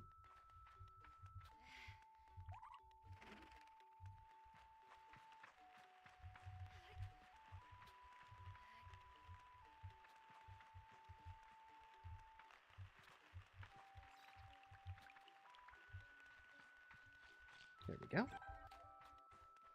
We have our beetles. I wonder if there's anything up here. Nope. Doesn't look like it. Well, no, can't interact with these plants at all.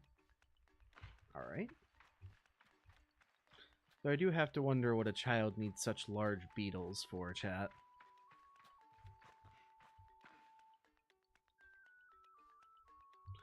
Also, give me a moment. I'm going to turn the game audio up again.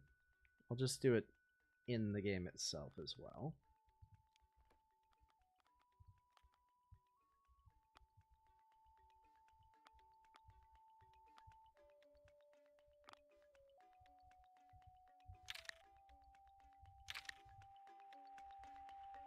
There, that's a better level.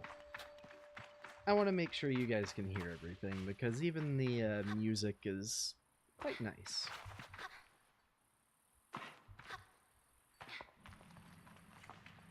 I can definitely tell you all I'll be wanting to play this again. This is very neat.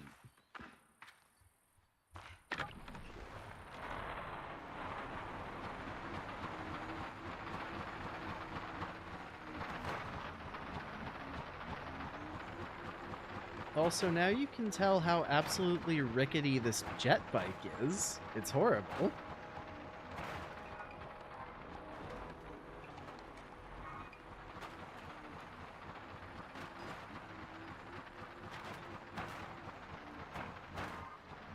In the cave underneath the cave. Okay.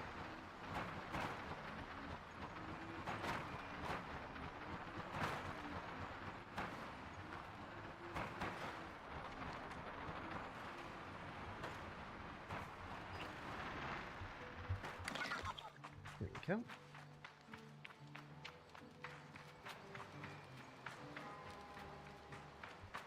Oh, steps. Ooh. Die for a bike. Oh.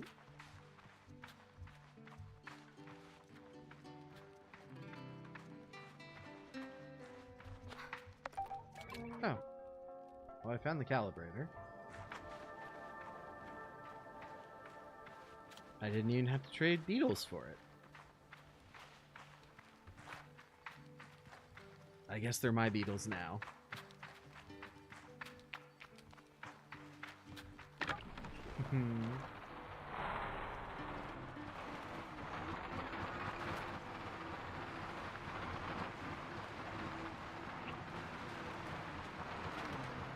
Alright.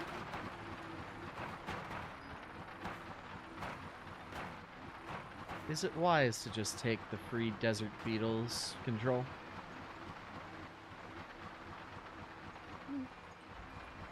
Maybe I'll get deployed to a desert one day. You know, once my legs healed up.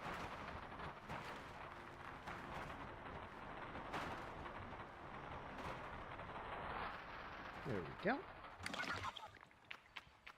Can I just walk up this? Yes, it's a little tenuous, but I can manage.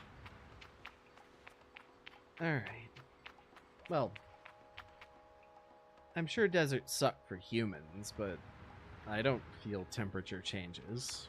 I can, you know, make note of them, but they don't really have any effect on me outside of maybe some hardware overheating occasionally. My systems are pretty well contained otherwise, so it's not like I get sand and things.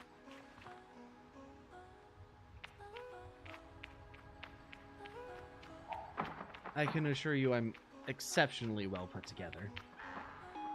You know, other than the injured leg. Oh.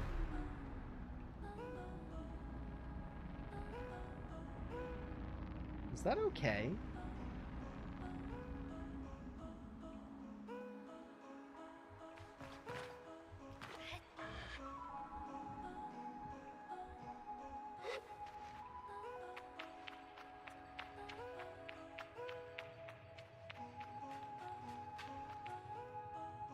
Ooh.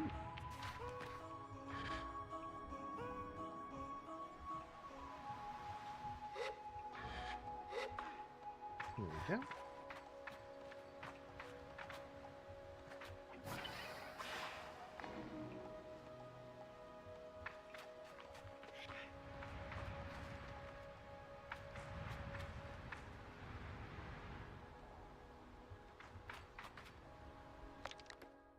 Now, I do have a little map. It's just not very detailed at all. It's also quite large. Alright.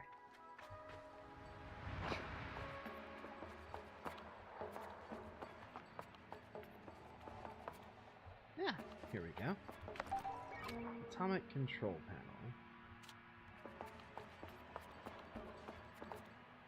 Anything else in here? Doesn't really look like it. Let's keep moving then, chat. I want to see what's off over there with those wooden ships, but we don't really have our bike, so like walking over there, not being able to climb it, and then walking back would take a little too long.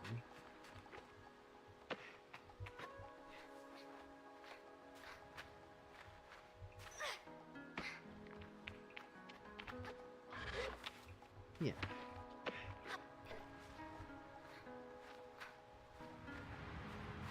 I might have to walk. No, we can make it up. There we go.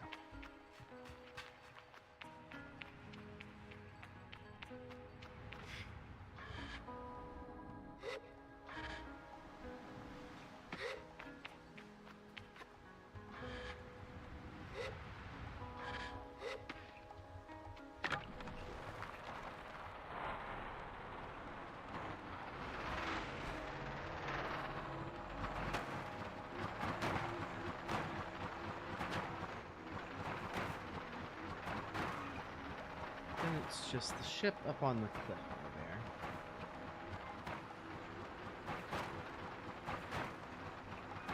I have some sort of worm counter in my top right there. I'm not sure what that's about. I suppose we'll see. Oh.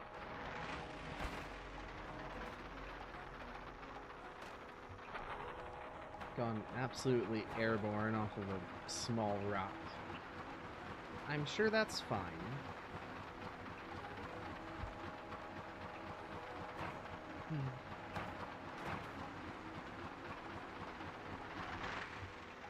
There's something in that ship up there. I'll have to come back.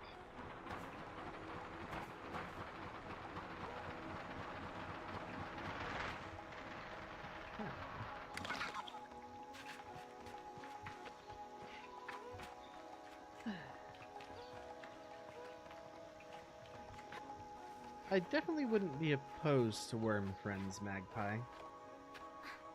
Can I make this? Just barely.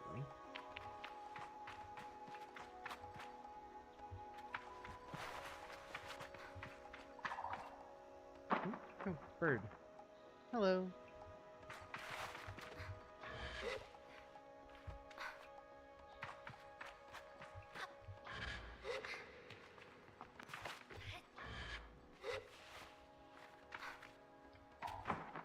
I wonder if all the parts in the valley are from the same ship.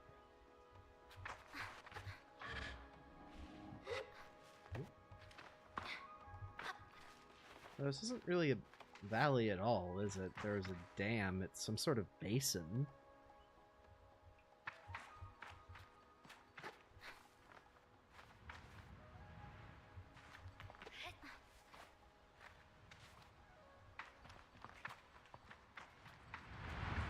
I also really like that, by the way. The fact that everything's so lived in. They're essentially camping out in an ancient dam basin.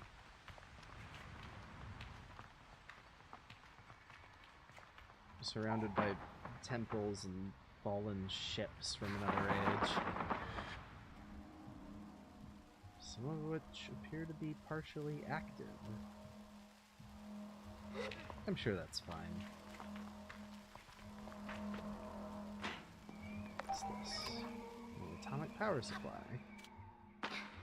Excellent. I also want to follow these lines here.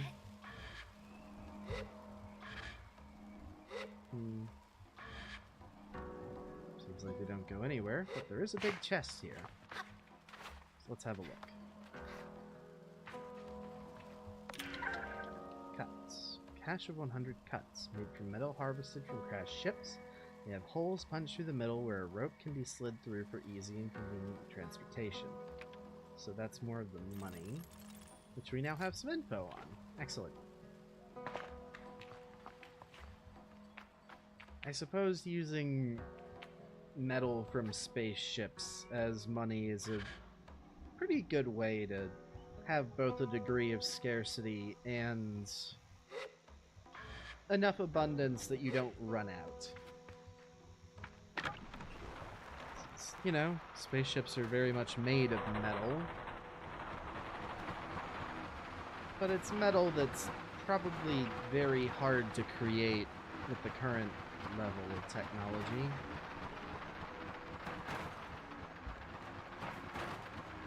Let's see if we can get up here. Just barely.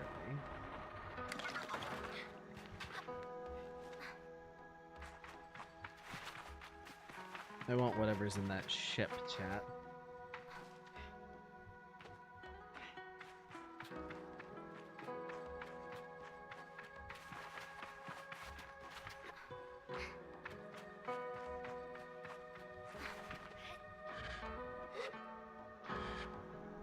What is a worm? A little flying worm. What are you? Hello? What are you? I agree, Control. Yeah, it's a little rabbit-looking flying worm. Chum egg. Oh. Offered up by chums when planting themselves into the ground, perfectly smooth and hard as a rock. These eggs seem to float with how light they are. There must be a good place to deliver these. And yes, that has ticked up my worm counter by 1. Now let's see if I can get back up this hill to my jet bike.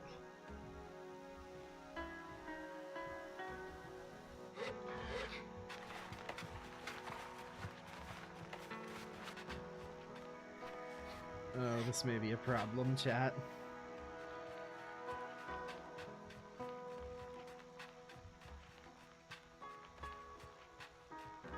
No, we've got it.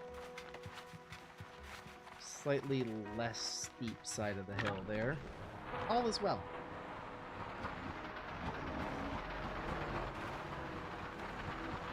This thing is still insanely rickety, though.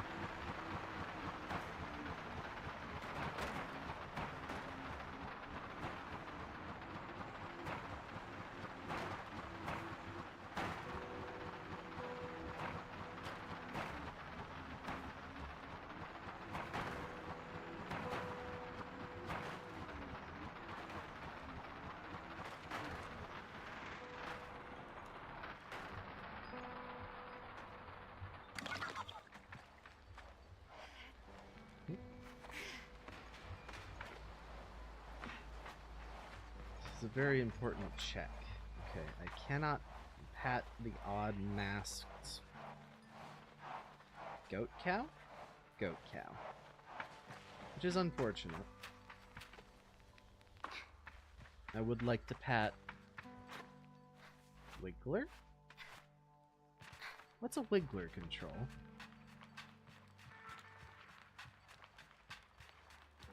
Copy, not part of my meat diet. Understood.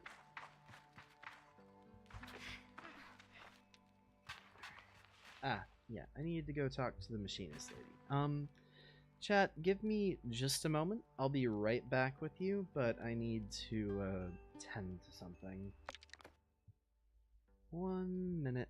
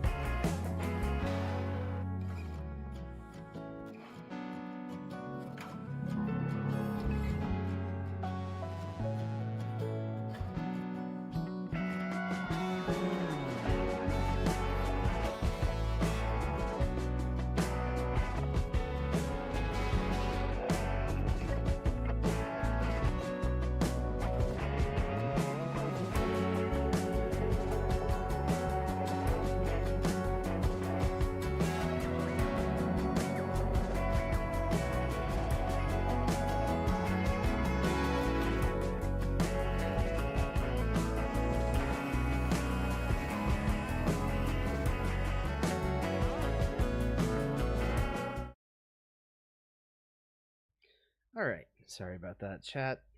I had to do a quick maintenance pass. And prying that panel open is noisy, so I didn't want you to have to listen. Alright. Let's see. The machinist, that's right.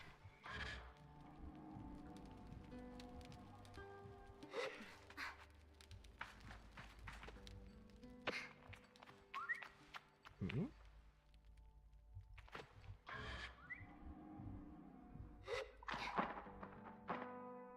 Where'd that whistle come from? I should stop getting distracted. Apologies. I am noticing,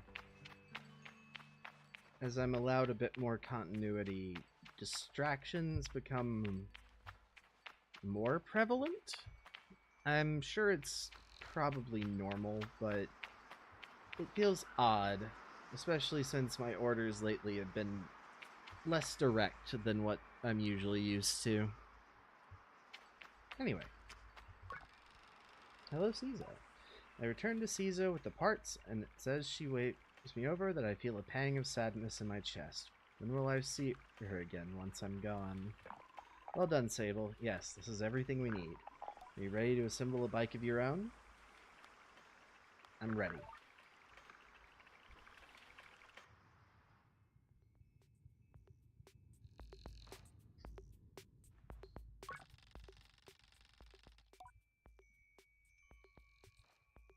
Cizo relaxes in the workshop. It isn't that she's particularly rigid or anxious ordinarily, but there's a certain calm beauty that one only truly appreciates when Cizo's in her element. I wonder if it's this way for all machinists. What you must understand, Sable, is that the components you acquired, they fit together, not by chance, not by effort, but by nature. They belong to her. They have always belonged to her. All we are doing is assembling her from what she has already been. I nod and feel a soft buzzing in my ears. Among my clan, we believe that the machines have names, held for ages like deep secrets, unheard by those unequipped to listen. We will find this one's name together.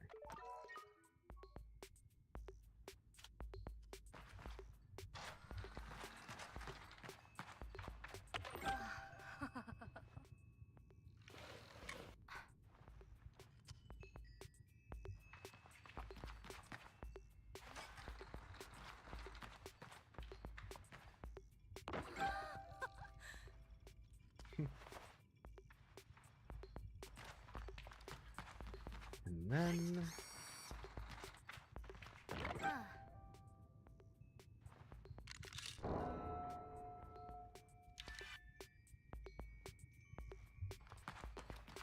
Alright, chat.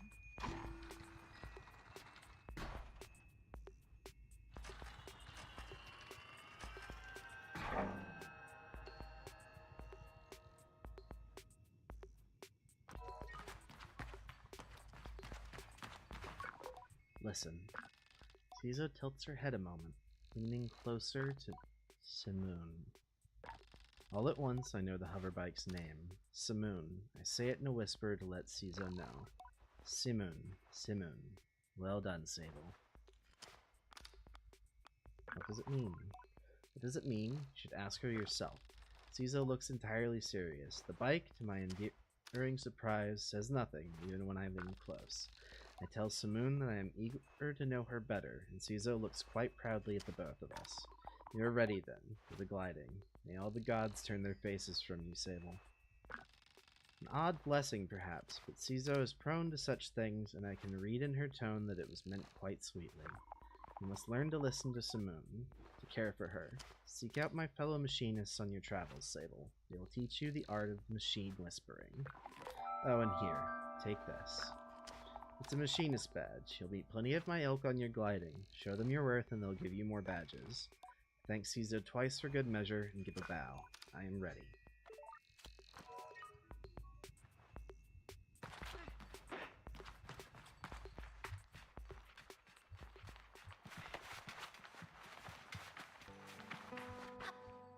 I feel like I missed something not actually giving that kid the Beatles, but, you know.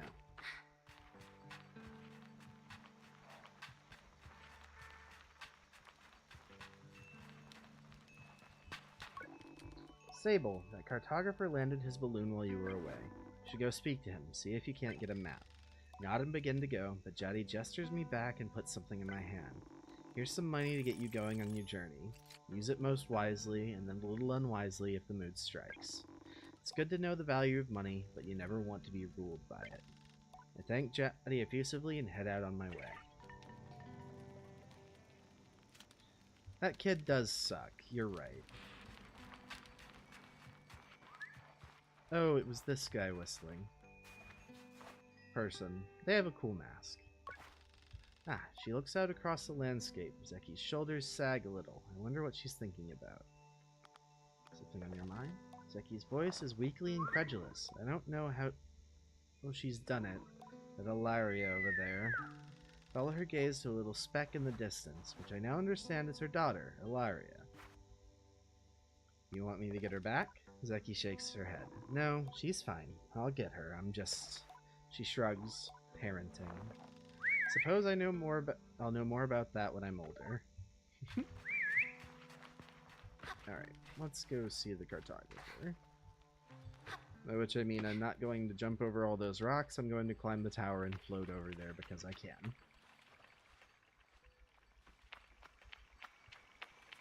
Oop.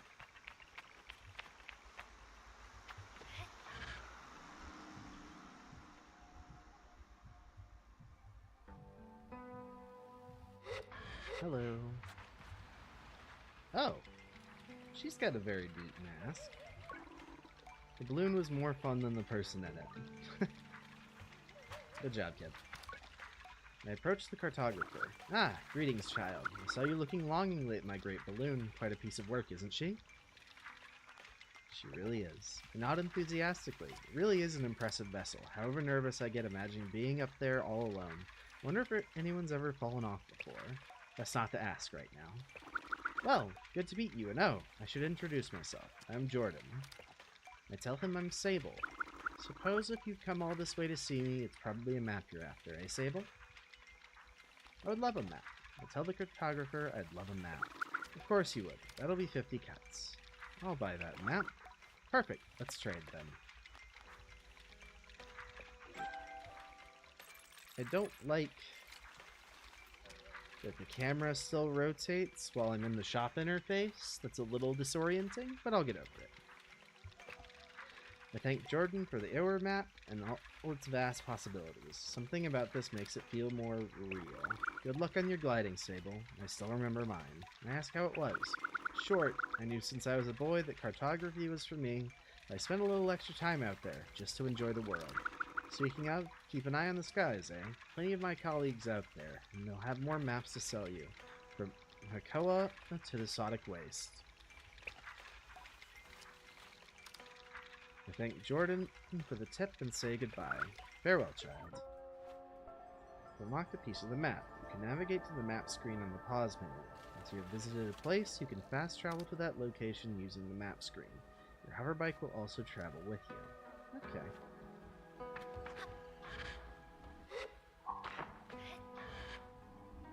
But what if I want to drive instead? I suppose we'll find out how it feels to drive the normal bike.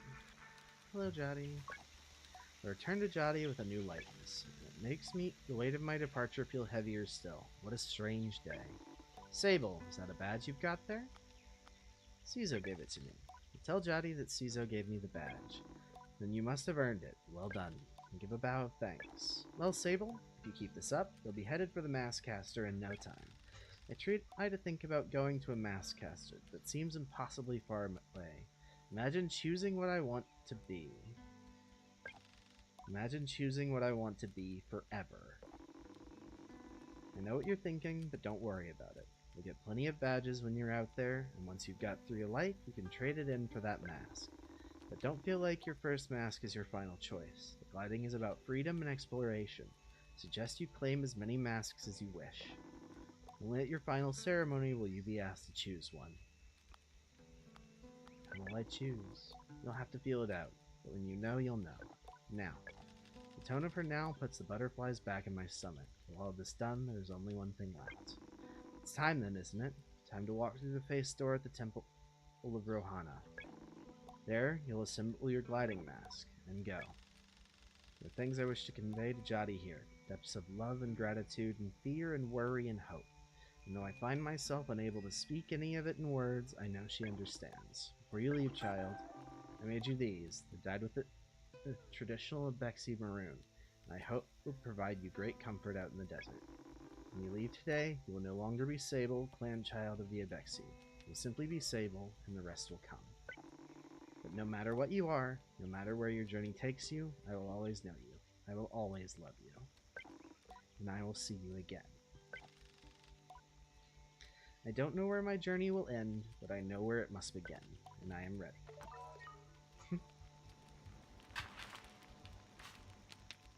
Let's see. Clothes. It's quite good. Okay, let's go ahead and put those on, chat. It's a good look.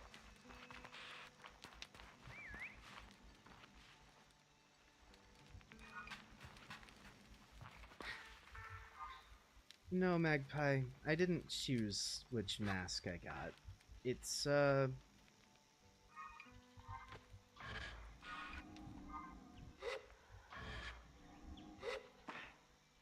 like a face. It's just what you get.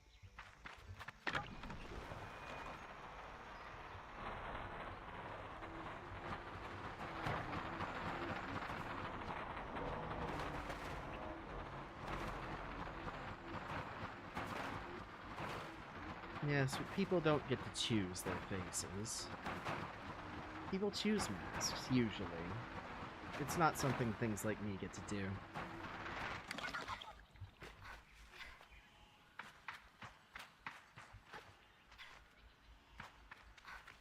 Though, they have been being very nice to me. Maybe I'll get to choose one eventually. Though I am rather fond of the one I have already.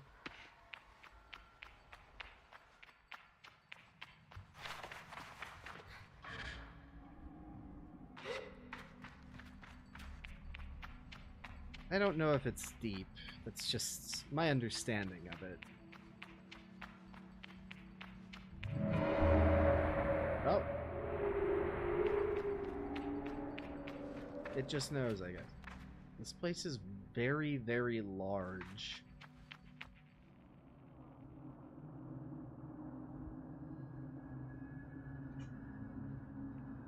More floating platforms.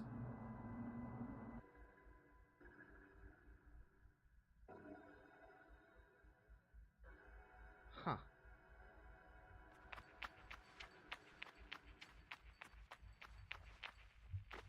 No. One of those little plinths for my stone here, but I don't seem able to mess with it.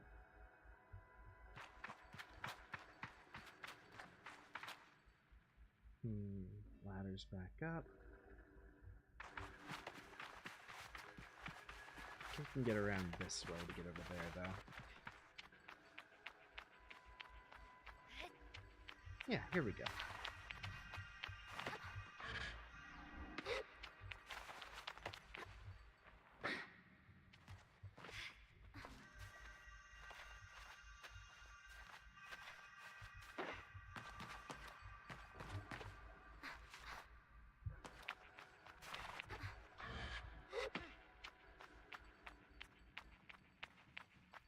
Oh, there's a chest over there, too. We'll have to grab that on the way back out.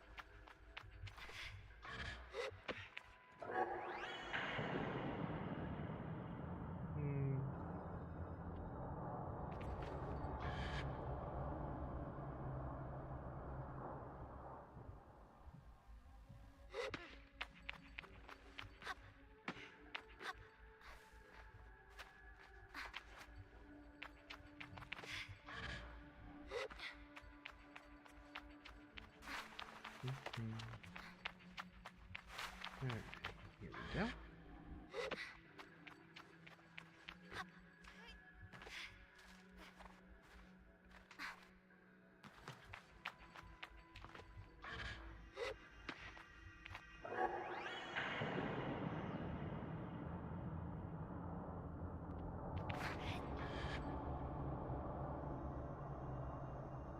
determined to take a shortcut off of one of the floating platforms, it seems. Yeah, it looks like I got one. Come on, Sable, get up there. Oh. The camera's gone rogue.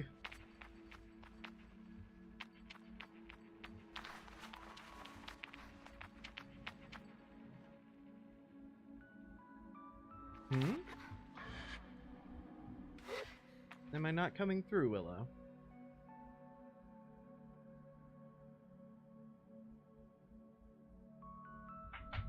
Is the audio bad?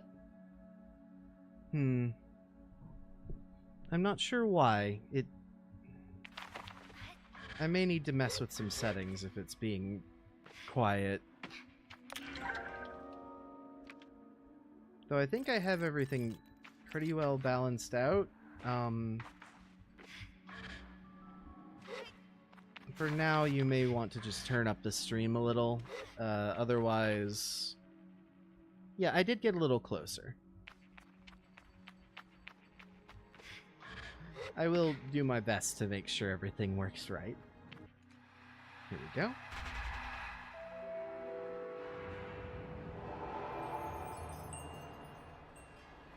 I'm still not really used to all this, Oh.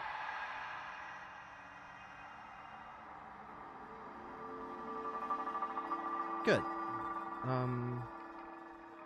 Huh. Oh, when did that get there?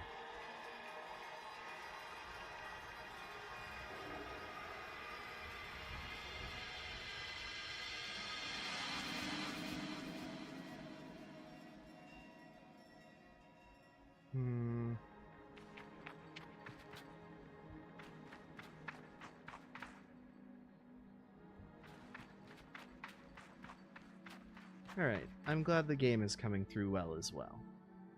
Let's see about the mask. Oh, I just take it.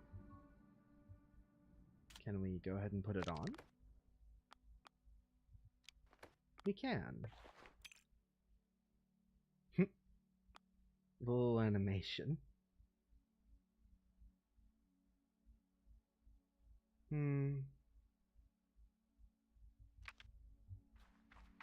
Oh. Okay.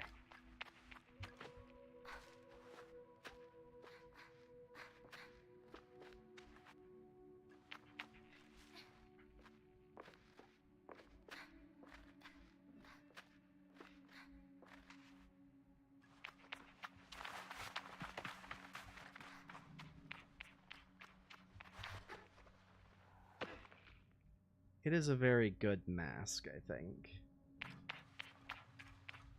Though I am excited to see what others we can get.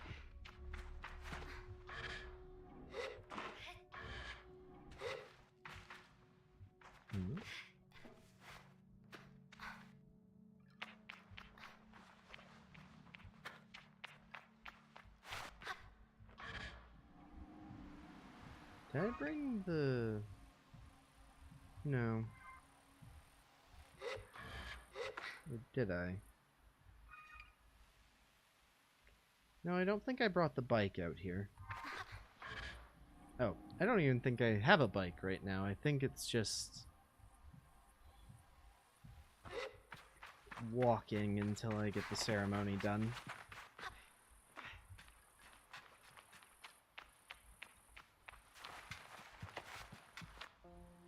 Oh.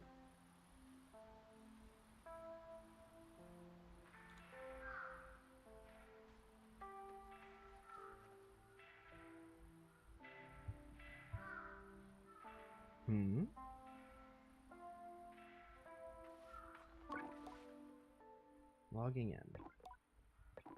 Hello, Sable. Daddy's voice echoes strangely through the machine, yet still it warms me. Well, Sable, this is it. By the time you hear this, we will have gone. The gliding is a journey that must begin alone. There's a certain nuance lost in transmission, and for that I am grateful. It'd be far too much to hear the cracks in her voice and not run weepily into her arms to stay forever. But I'm ready, and so I close my eyes and listen. But though you go by yourself, you are not without friends. You are not without family. You are not without love. These things you will always carry with you as you do your mask. And I know I'm not supposed to do this, but if I were you, I might go and see Utari. They're the machinist at Burnt Oak Station and among Cizo's closest friends. Utari is a good contact to have on one's gliding, and a fine way to get another machinist badge if you're so inclined. Only a suggestion, though. As for us, I'll send another message once we've returned to the Ewer, so keep an eye on the post boxes and try not to forget us. She takes a long breath, and I forget that things as easy as breathing could ever exist. The world is waiting, Sable. Good luck. Oh.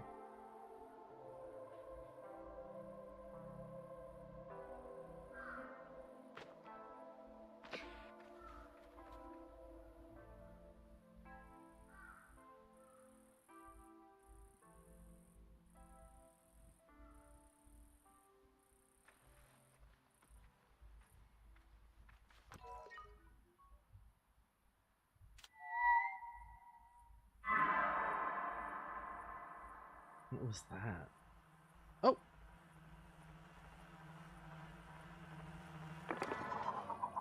Hello, Simoon. How are you doing?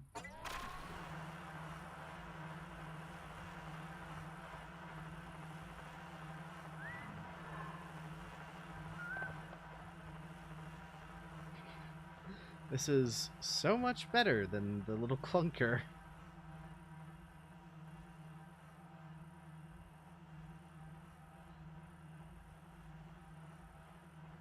She is very floaty, considerably more than the sand cutter. A lot faster, too.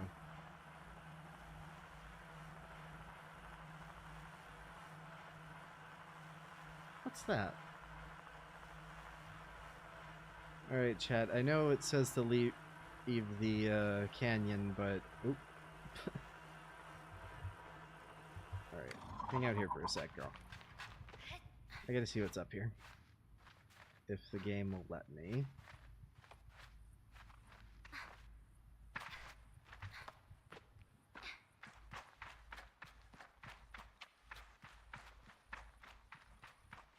Oh, worm. Hello, worm. Egg.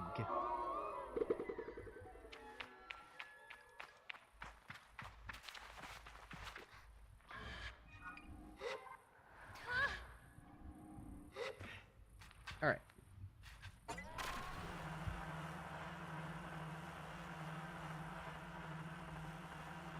Let's get going.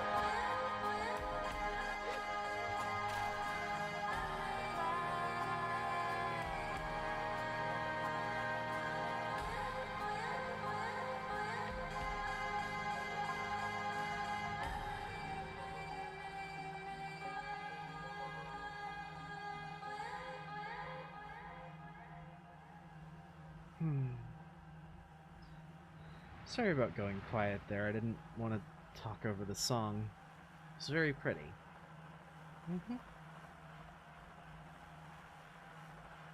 I agree, Sves. It's a good number of bug friends that we seem to be making.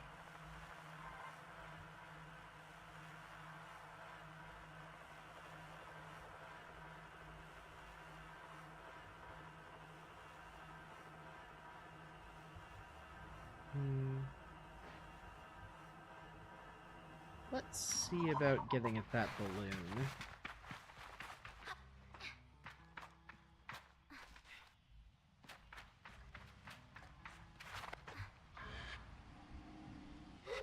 Lost a little speed on the jump there. It's okay.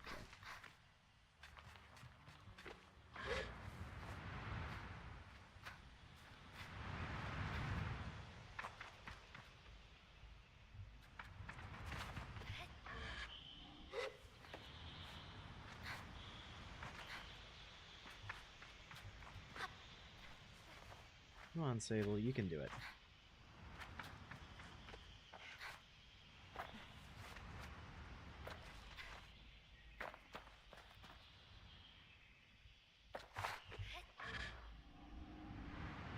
We should have the stamina to get this.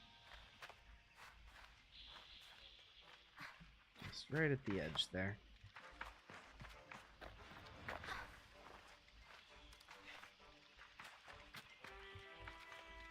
Sure set up in a precarious place, bud. I greet the cartographer shyly, a little cowed by how alone we are up here, and how intimate that sometimes feels despite it being so much a part of my gliding. She responds with what sounds like a warm smile. Hello there, glider. Thanks for taking the time to climb all the way up here. Surveying gets a little lonely sometimes, you know? I tell her I do, given how lonely I can get on the sand sometimes. I hope Simoon doesn't hear. So then, what is it you need? Let's get a map. You can also buy cartographer's badges, but I'm just here for a map today.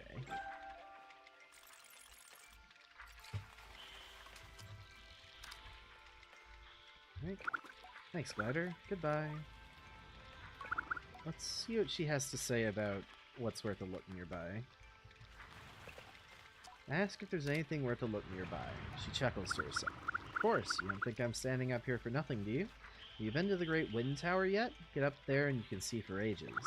And Burnt Oak Station is close by as well. You'll never guess why it's called that.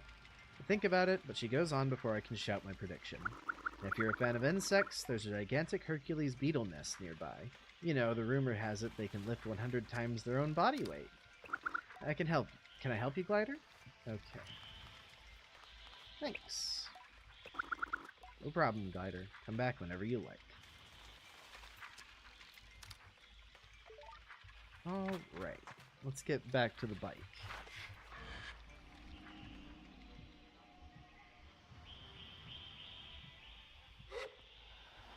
I do like that we've been informed of yet more bugs we can befriend. Right after Sves suggested it. Let's see. Right. Here we go. We have a very detailed map up here. That must be a crashed ship.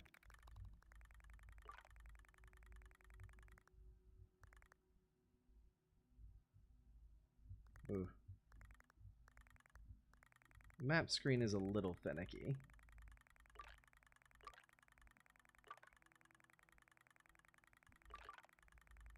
Let's head to where the game wants us to go first, and then we'll see about finding that beetle nest. That's definitely the ship I saw on the map, too. Oop. Simoon does not like being in the air like that.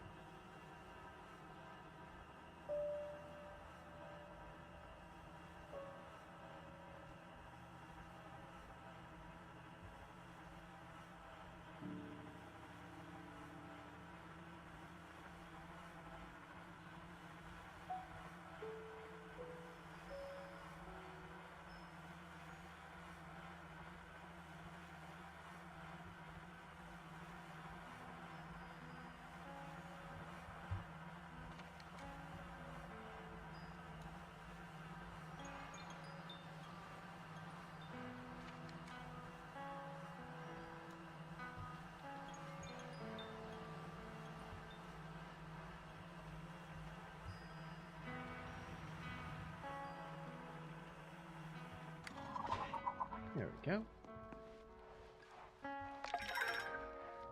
Narrow stalk fig. Undoubtedly my favorite fruit. The first thing I would ask for when we pass traveling merchants with the Abexi. What can I do with this stuff?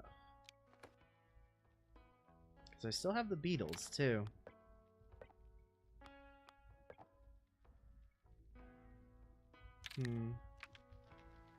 Guess we'll just have to find out. Hello. Machinist looks me over. Oh. Found our person right away. You're late. I've never met you. I'm perfectly on time. No. I tell them yes. They at least consider it. No. You're late.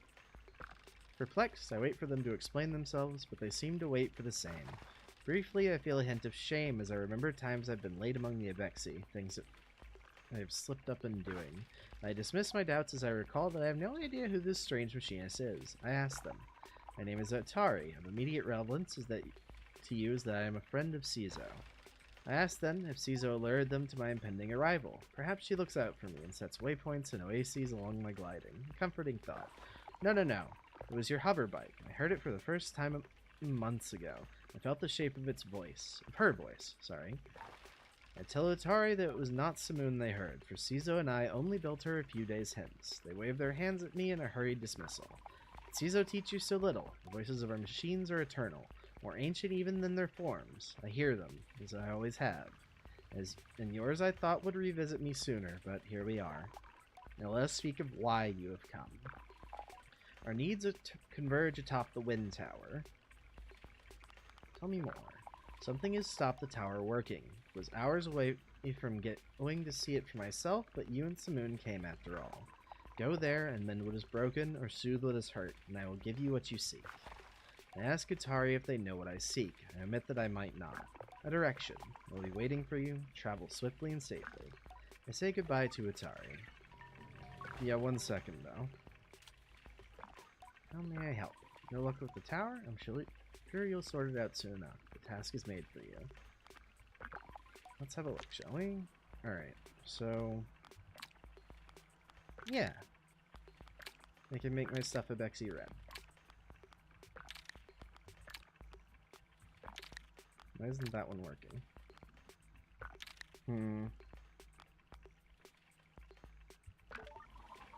There it goes. No, it's still white. That's very strange. Oh well. Let's have a quick look around. I'm sure there are other people to talk to here. Ooh. Hello.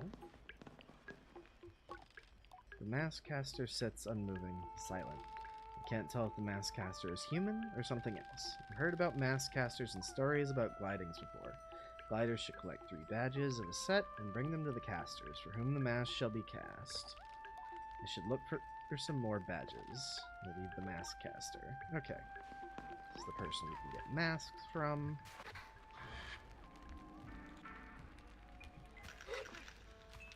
Ooh! This person has a big beetle. Pneumatic merchant body. Glider, welcome. Come view my wares. I'd like to trade with you. Can I get a merchant's badge? Smashing. Have a gander at my goods. Oh! Bike parts.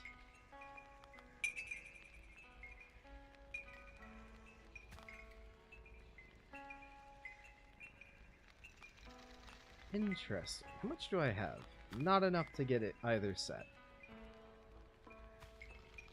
We can make a beetle bike, though, chat.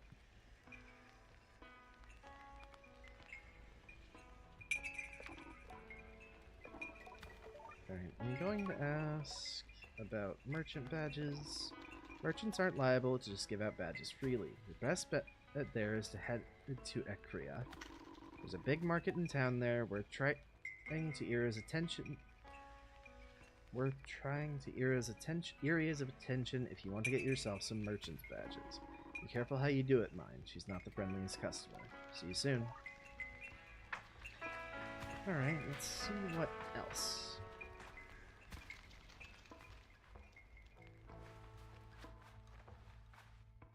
Hello. Their mask is a actual beetle, I think. I think I just... Yep, the wings flutter.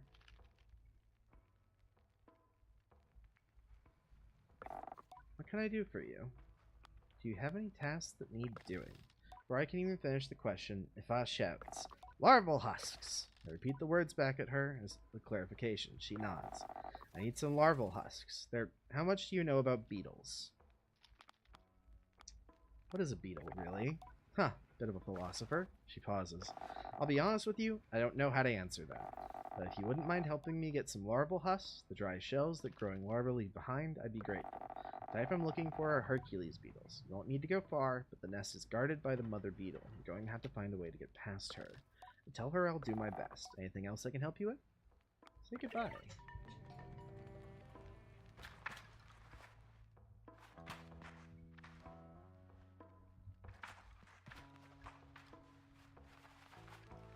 Okay, I want to know what this person's job is, because they don't have a mask. They have a helm. The guard before me stands tall, her posture shaped by duty, uniform weathered by years. Hello there, young glider. I'm nearly startled by the force of her greeting, but her voice is comforting somehow, warm and welcoming. I greet her with the accidental enthusiasm of a traveler finding a friend. She smiles behind the mask, I think. Always nice to meet a fellow adventurer, especially now. How are you faring so far? The world is big and I feel very small. You say that like it's a bad thing. Isn't it a wonder, the size of it all, that you can spend your whole life wandering and still find more to see? Think about the balled-up fabric and smoothed-out rock that will make my next pillow, and many to come. My neck aches faintly at the thought of how many nights I'll spend this way. It's possible I'm romanticizing it a little. You see, I'm getting ready to leave on my second gliding. She reads the confusion on my silence.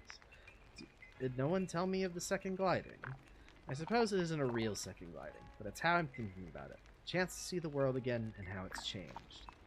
I'm an Ekrin guard, you see, or I was an Ekrin guard. As of 3 days ago, I'm officially retired. Should have seen the way the others looked at me. There was a laugh in her voice. All of them were so baffled to see me go, telling me how much I'd missed the big city. A few of them even felt sorry for me, like what would I do now that my life's purpose is complete? Can you imagine?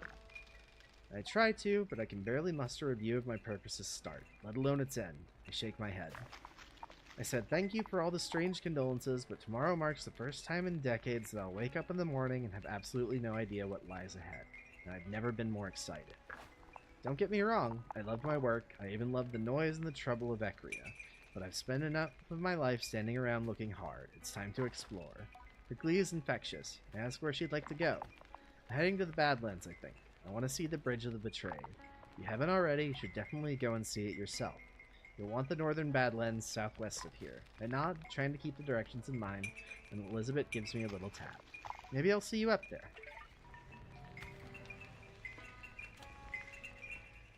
No info on how to get a mask like that, but interesting story. Alright, let's... Oh. See, this one has the beetle front bit and the back bit. I also like that you can just kind of see other people's custom bikes. Like, this one has the little wings from the skimmer. Alright, Simon. Let's go find out.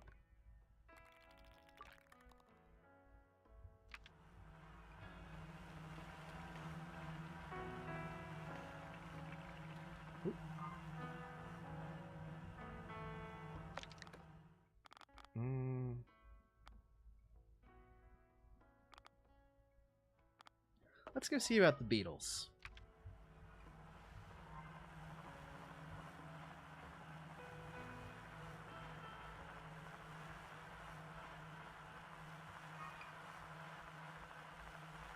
Since you all seem to like them so much.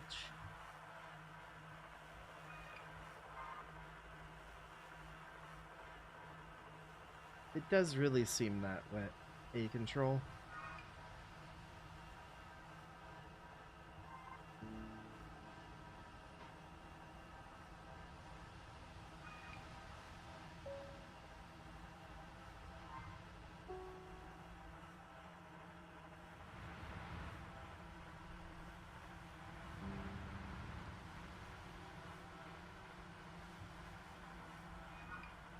I actually knew that one. They're very, very prolific little creatures.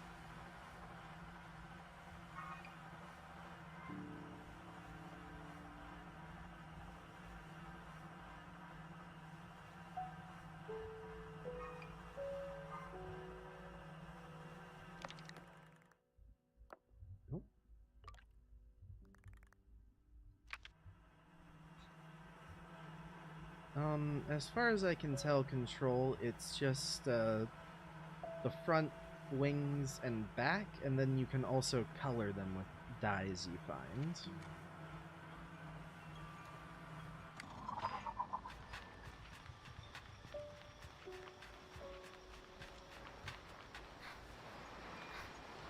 Little bit of a detour here, chat, but more than once, Simoon has slowed over a dune without my asking, or taking an unexpected but gentle curve around an invisible something, and I've wondered if she's drawing from a memory of a time before. But lately I've wondered if she's tuning into another different flow altogether, the movements of fish as they swim beneath the sands. I approach the angler with this in mind, and think how interesting it must be to find one's calling in fishing, and reaching out for things one cannot see. Might even teach me some patience. Hello there, Glider. What can I do for you? What do I want to talk about? I'd like to learn to fish. The angler nods. Fancy the angler mask, eh? Hope you're more patient than some of these gliders. I'm working on that. I'm certain he smirks. Well, either way, the first thing you'll need is a fishing rod, and I'll give you one of my old ones. Good for a training. Take this. I did not know this game had fishing, chat. You can use this to cast off anywhere you can find some sand. Anywhere? Anywhere. Whether you get a bite or not will be another matter, but that's the trick of being an angler, feeling it out. I nod. So if you want to earn the mask, that's how you do it. I'm not here to waste your time if you're not here to waste mine. For your first badge, all I'll need is to see some fish from right here in the sand sea. Bring me a bellow guppy, a pebble eye, and a pillfish, and we're good. And remember, every species has its own habitat, but you'll have to search around to find where they live. But word of the wise, a lot of fish survive by nibbling on the roots of plants. That should give you a place to start. Thank him and depart. Good luck out there.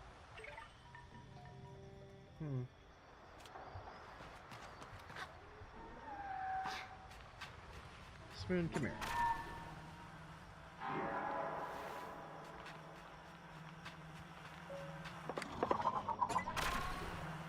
I like that I can whistle for my jet bike.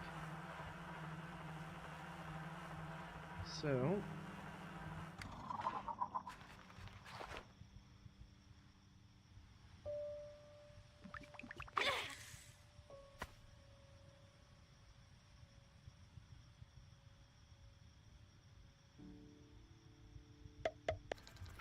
Oh.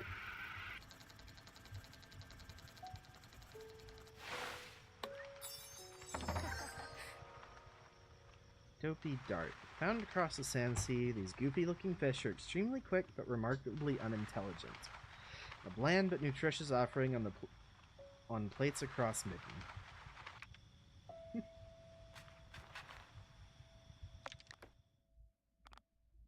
It is a little rude to say that about the fish, but he does look a little silly. I like him, though.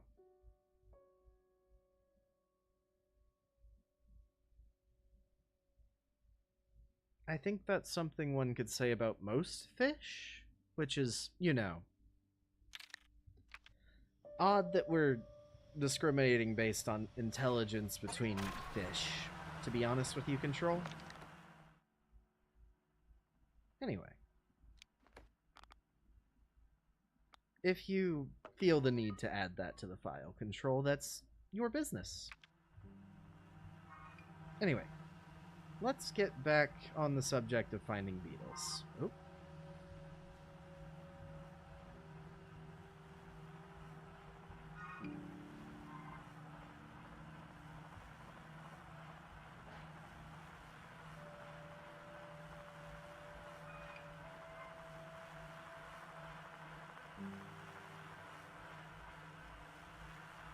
Oh.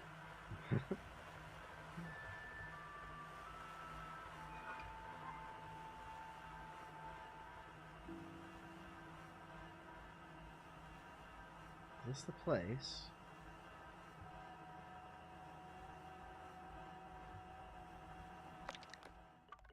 Looks like it. You'd think you'd find people in a place like this. It's really already set up for them, but I guess the Beatles decided they'd prefer it.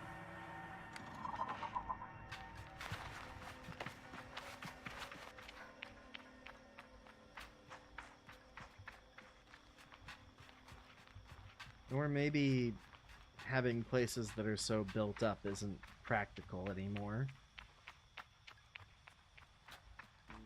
Oh! Well, there she is.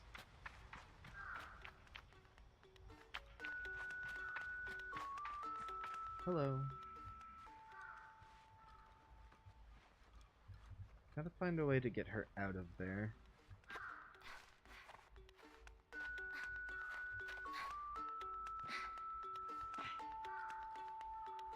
I guess we could also try climbing up, but I think that's a little too tall for us. Oh! Hello, worm.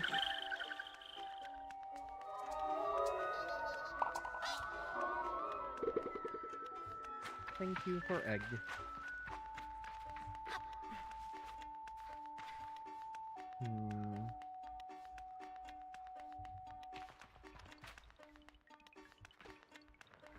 What's all this?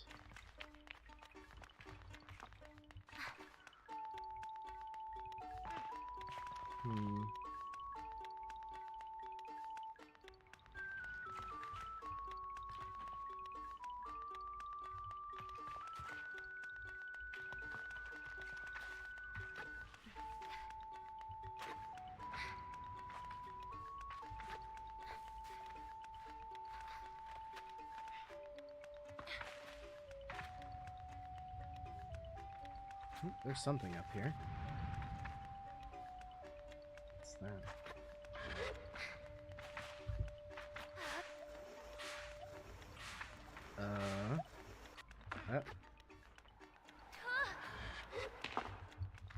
What are you?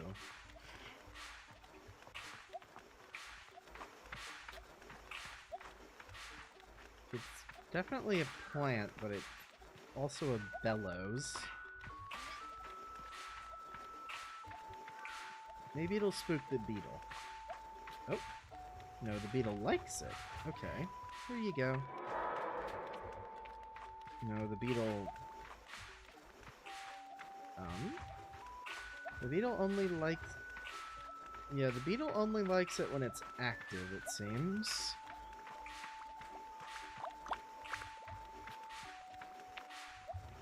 Here you go, beetle. All you.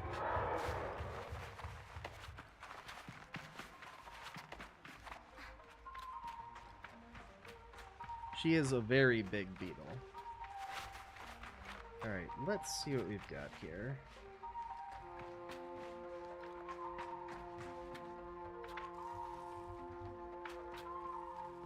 Hello, larva. Just need to grab these.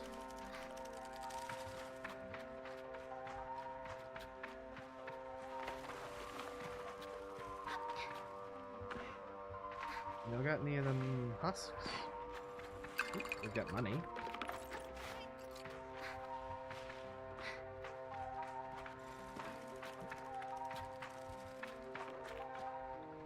I can't tell if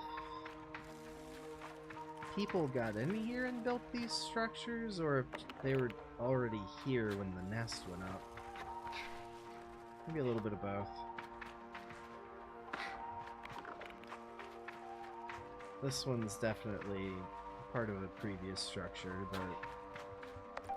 Oh! Worm! Hello!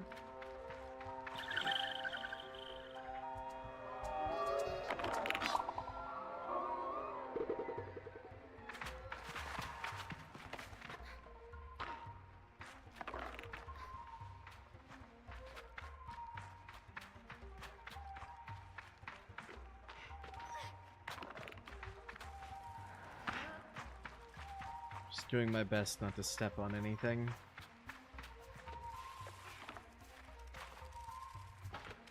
Really don't want to piss off that beetle.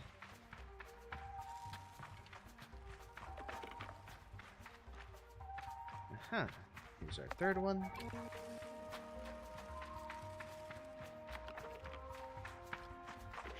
And then... I bet we can get out the top through here. Well, that's unfortunate.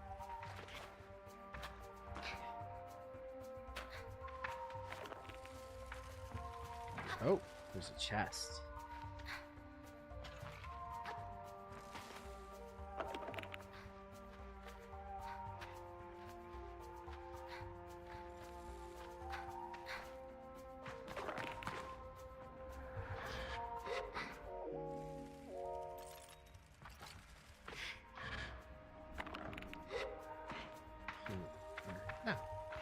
I can get a fourth husk.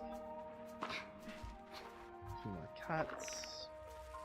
Lady only wanted 3 of those husks. Maybe we'll have other things to do with them as well.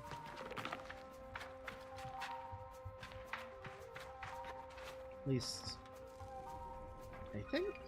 Yeah.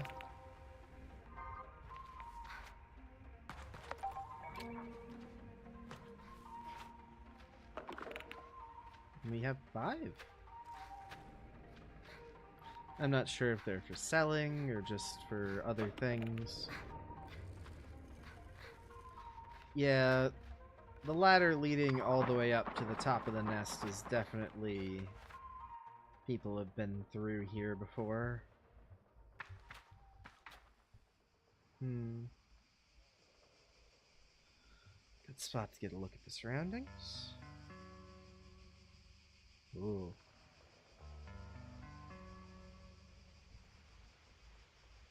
I'm tempted to go and see if I can get up those mountains, but I don't think I have enough stamina. What I do see is another little container that probably has money or something in it. Also a moth or butterfly.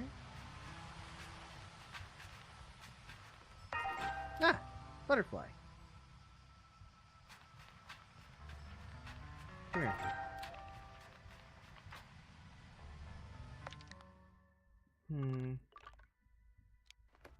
Sunshine butterfly. Excellent. Oh, wait.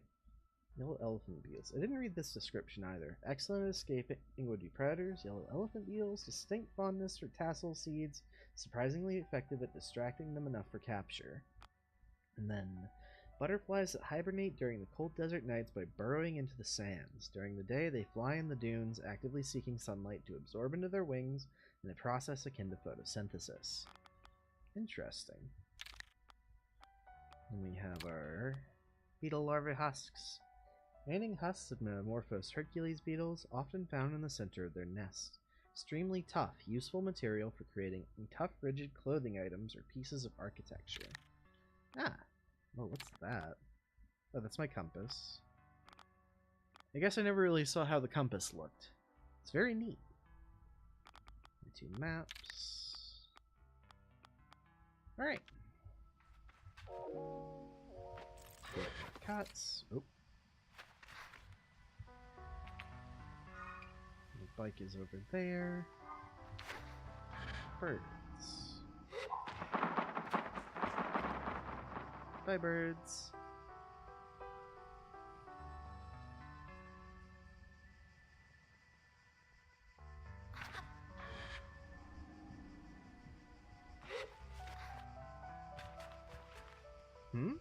Wait. This is a different spot. Where's this go?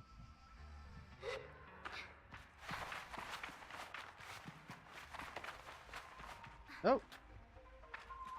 So we made a camp down here.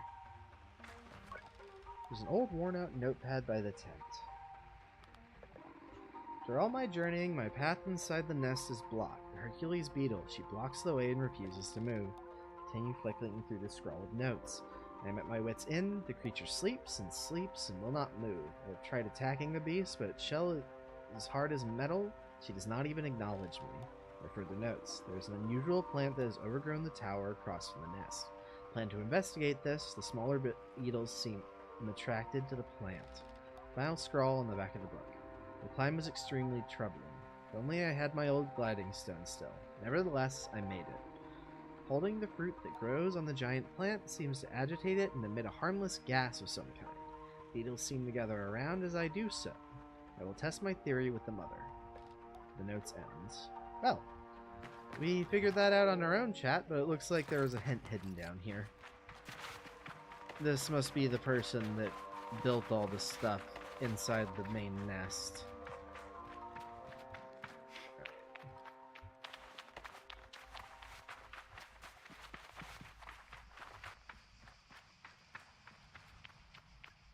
Hi, Beetle. Enjoy your fruit thing.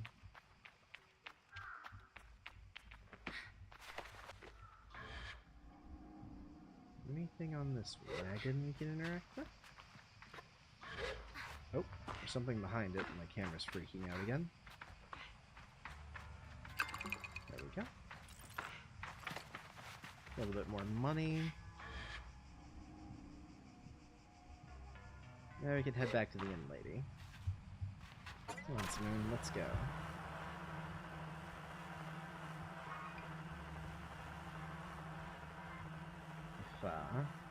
Oop.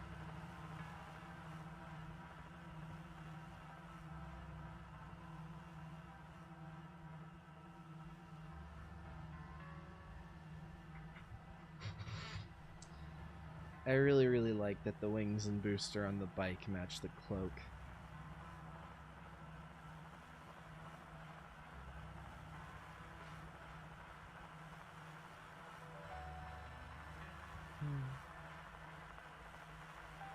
Oh, wow. I'm guessing that over there is the wind tower.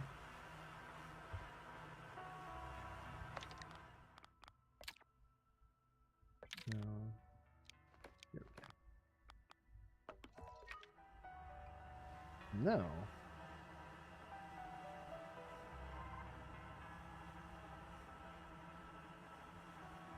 Don't remember how to use my little spotter tool. Ah, there we go.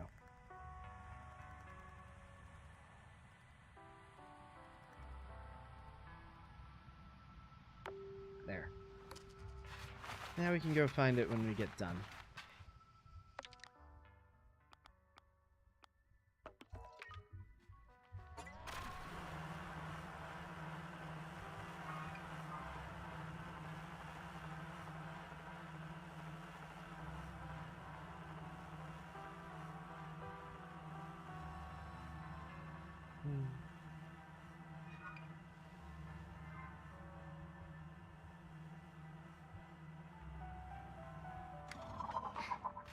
Can I get anything from these?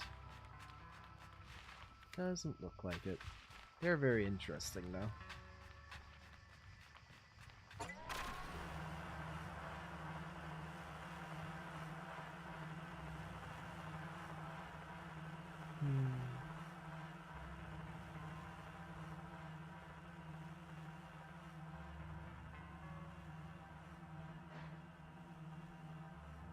Something rising from the top of that ruin as well.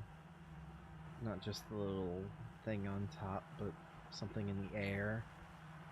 We'll definitely have to go have a look later.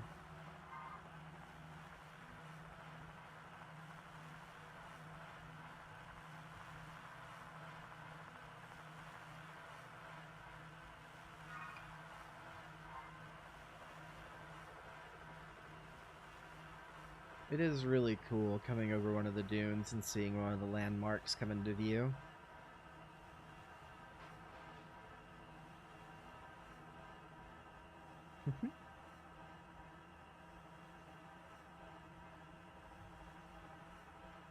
It's a rather big tree.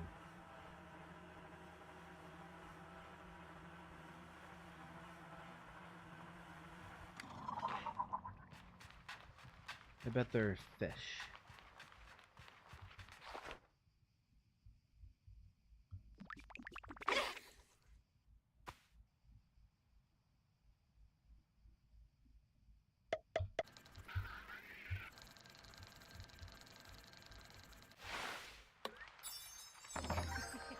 We've got another dopey dart. Maybe if I get just a little closer to the tree, I'll get something else.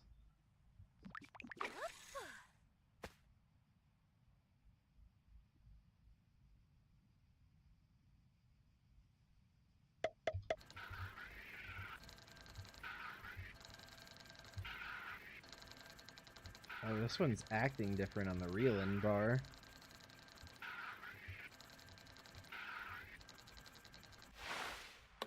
Oh. Bellow Guppy.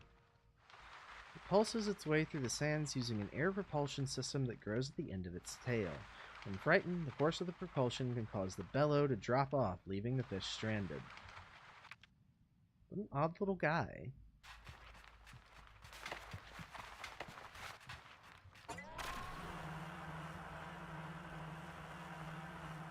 Also, I do like that they're not just normal water fish. They do interesting things to get around.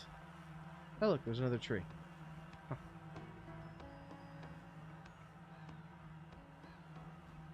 Welcome back, Wolfsfeld. Did you enjoy your beef, chicken, and fish? Honestly, that's a lot of different meats for one meal. At least as far as I know.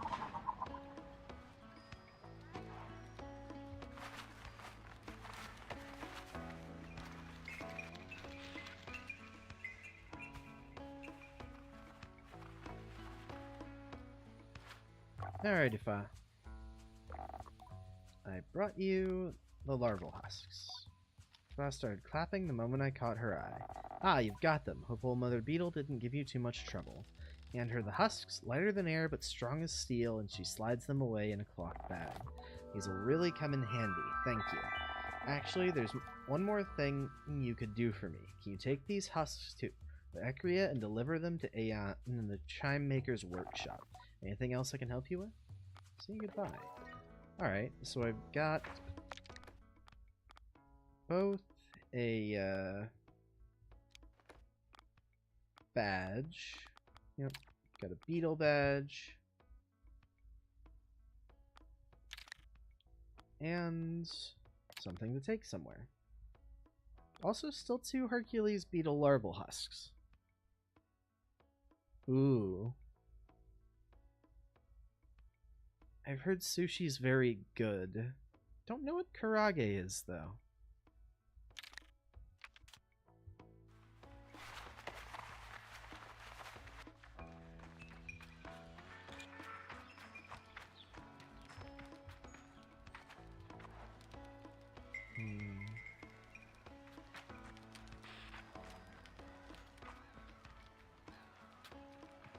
Is that what that is? I've probably heard it before, Control, but you know how the language modules work. If they're not fit to the job, they get yanked and things get forgetful. Right. I was more referring to circumstances than myself when I said things, but that is technically the right definition. I'm not really a person so much. At least not in the classical sense.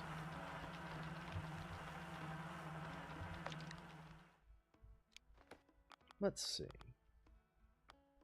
You wanted to go check this out next.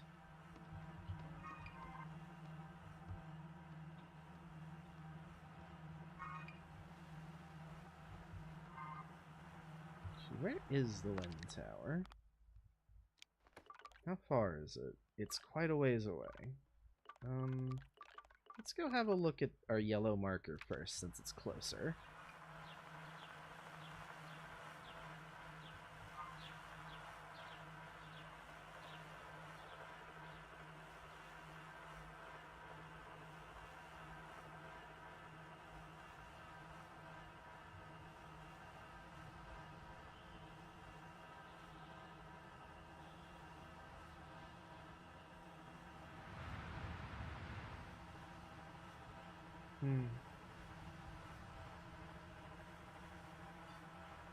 Well, chat, I can say this was definitely a very good choice for the purpose Control had in mind.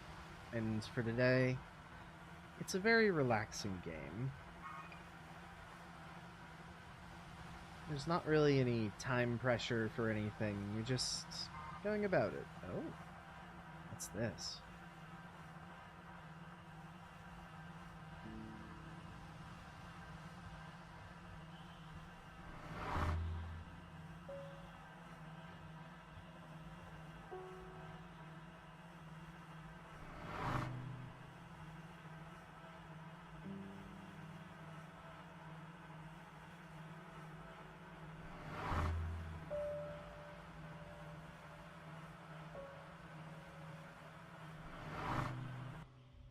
Oh.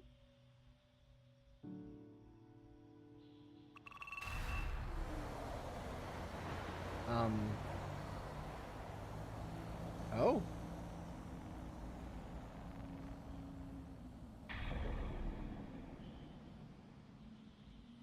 Alright. Well, I suppose I know what we're doing next, chat. We're going to go poke that. Maybe then the ship, but I do want to see about that tower. I thought this was just floating because it had something to do with the ship, but judging by the statues and the brickwork and everything, it's completely unrelated.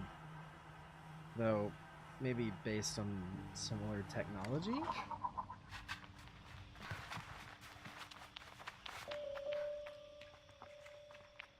It's definitely all old, but... Oh, what's this?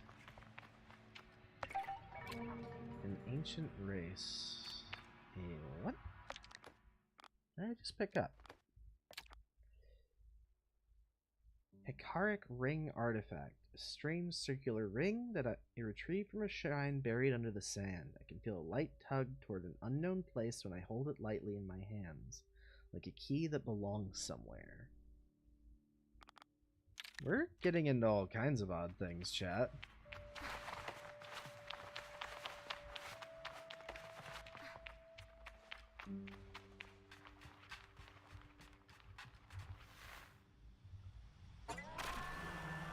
I wonder if the ships or these things are older.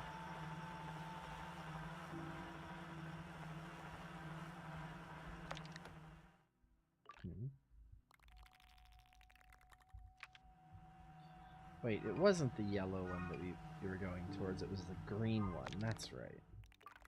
Which is over there. We went the wrong way, I'm a little forgetful. We are getting towards time, so being active is starting to wear on me. I could probably take some more stimulants and keep going, but the point of this exercise is to de-stress, so I shouldn't push it. That said, we will keep going until it's time, chat.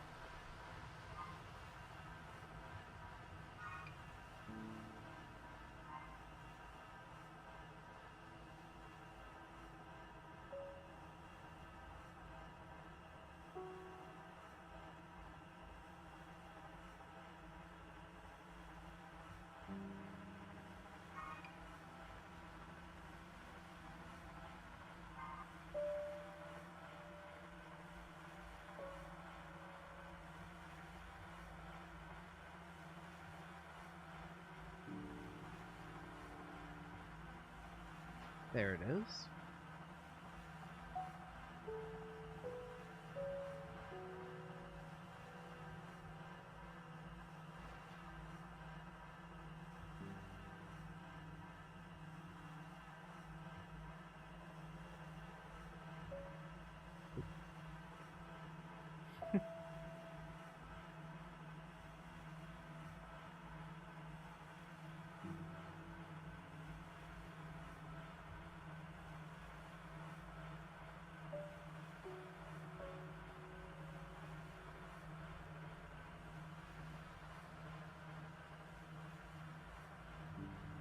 Alright, we are going to go to the ruins, chat, but I just saw something render in the distance that I want to mark as well.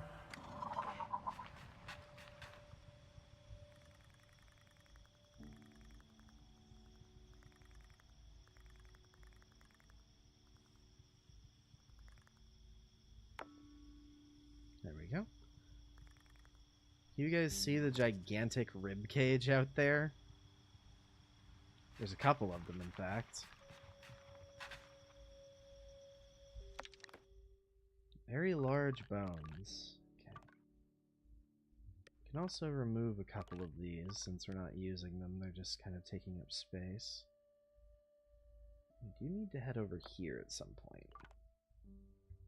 But first, let's check this out. See what all this pink stuff is.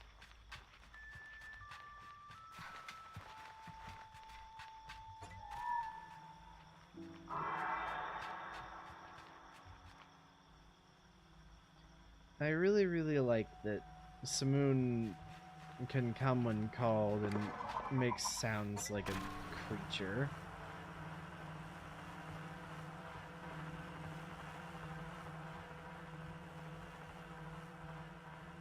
Yeah, here we go. There's an entrance right here.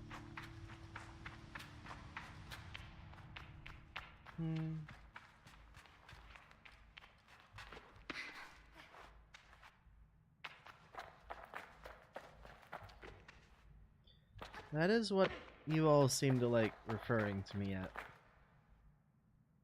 That's a very big worm.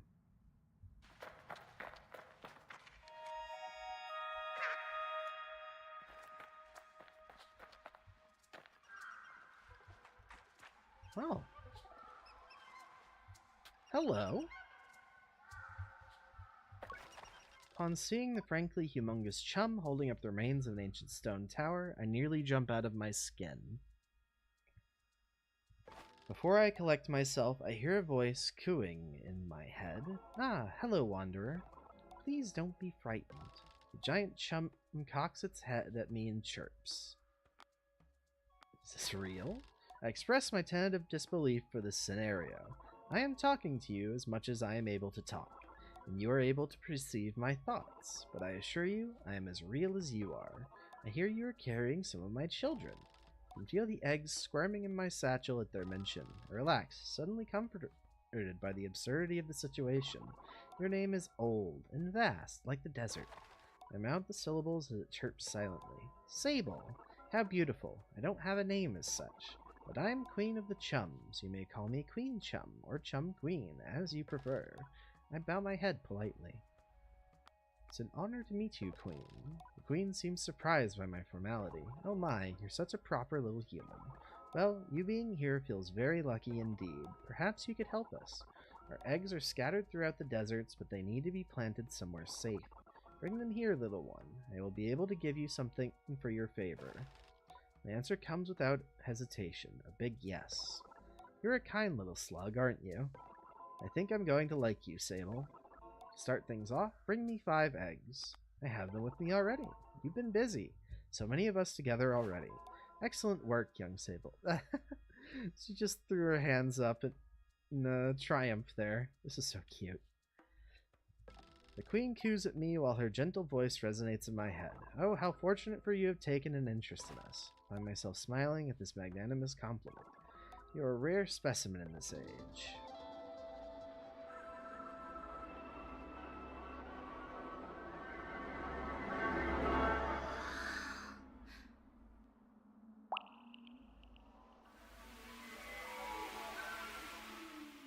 Oh.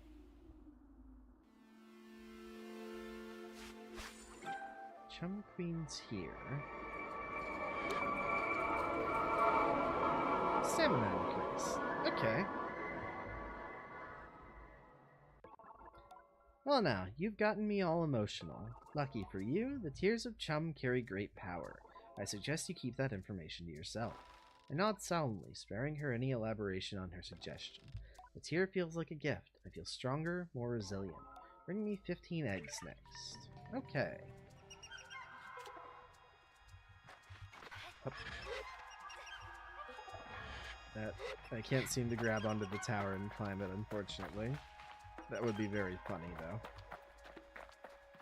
Anyway, this seems to be how we upgrade our stamina, by finding the funny little worms and bringing them to the big worm. Does she stay marked on my map now?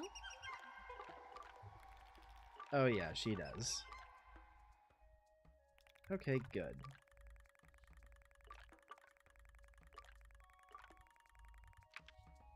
Let's see. In that case, I guess we'll go to... It's not like a lot more stamina, but it's an appreciable amount.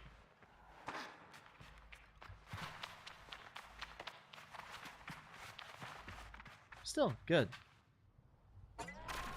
Wigglers.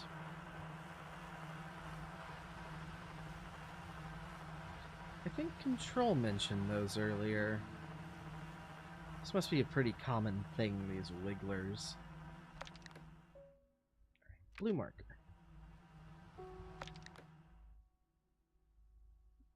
I think my immediate diet is already pretty broad control, but...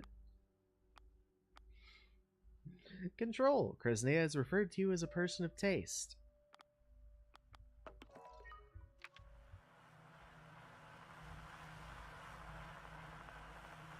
Chat, this particular control operative does not wish to be referred to. But, I don't think they have much of a choice.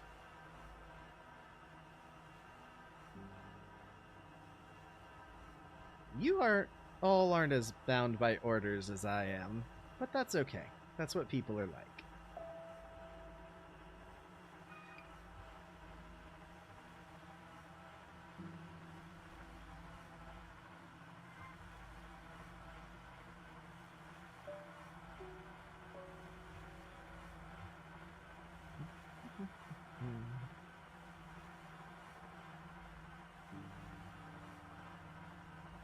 I was going to say that this game felt a little more grounded, but then we met a giant worm that talked at us with its mind. She was very nice, though. This game does have that on a lot of the other things we play. Everything we meet is pretty nice.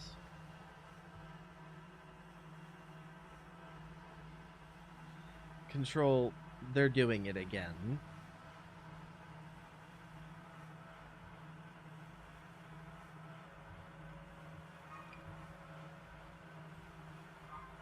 I've been informed that we can talk about smoothies later, not while I'm on air. Thank you for your consideration on my part, though, Costumer. Also, welcome to the stream!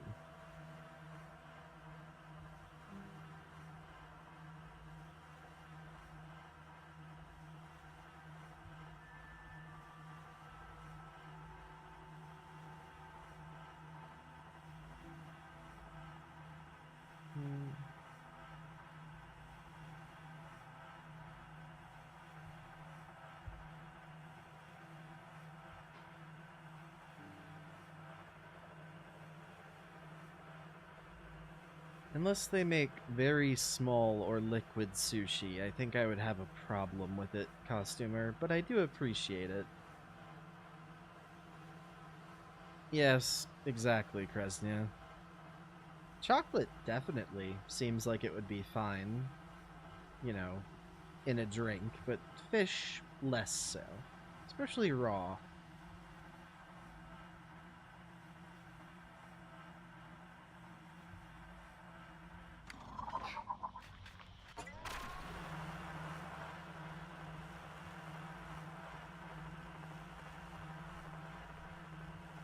Well, I kind of have a mouth, but, you know, there's a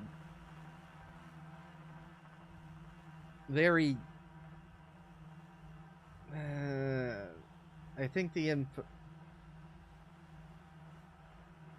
No, I don't, but they're asking, kind of.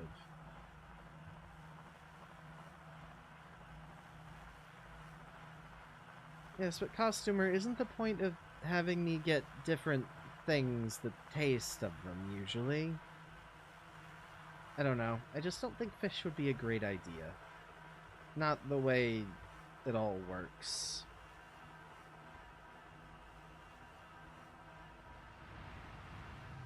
That kind of defeats the purpose, Magpie, unfortunately.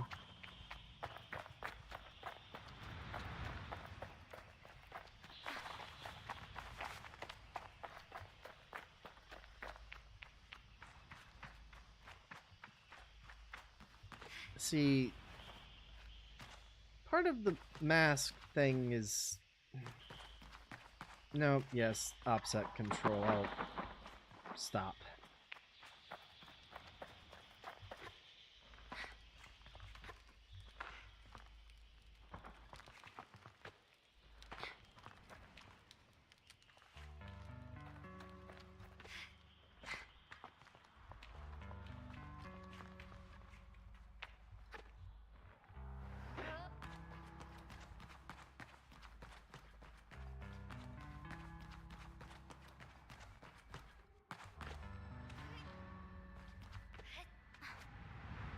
Well,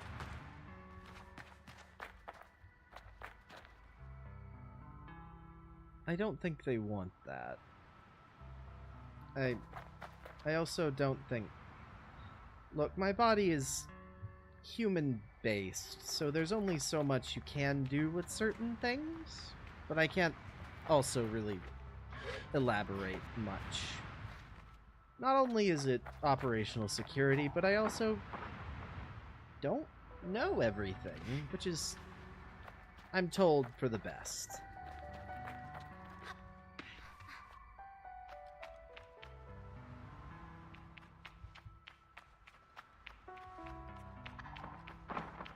I'm being told to tell you to think about it, but I don't think I can really tell you things, as it were. I can make requests. No, I'm... Chat, Control would like to remind you that I am not the boss of them. In fact, that goes the other way around. They are the boss of me, they're just very nice.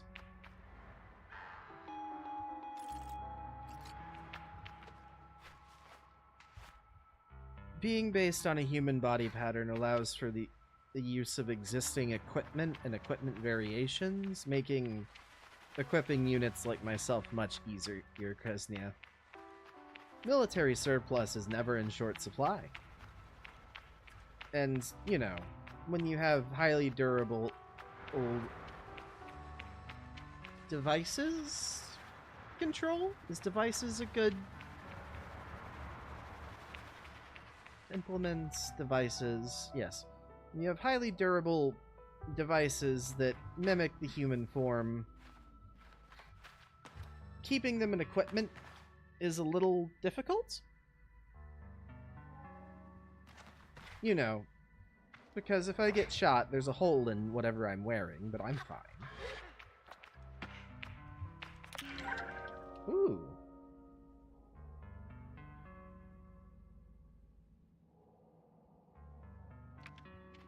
New clothes. Let's see. Alright, costumer. You weren't around for the start of the stream. Where are you? We have clothes. You seem to like those.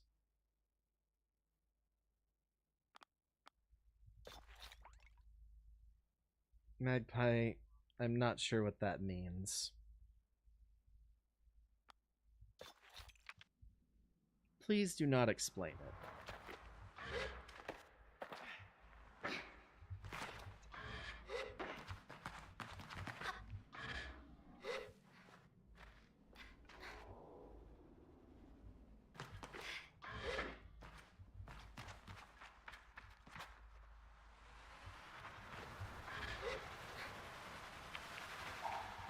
I do have to wonder, if this thing is so important, why aren't there people manning it?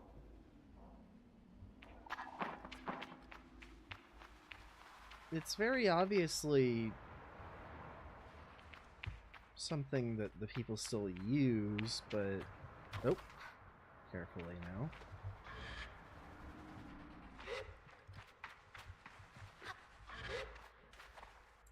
I'm definitely interested in learning more about the world in this game as well. If I could get in the window, perhaps. Sable, please. Thank you.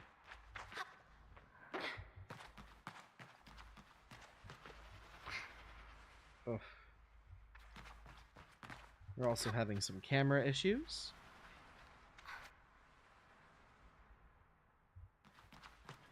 I have enjoyed the games that I've played that let me dress up my character. What is that?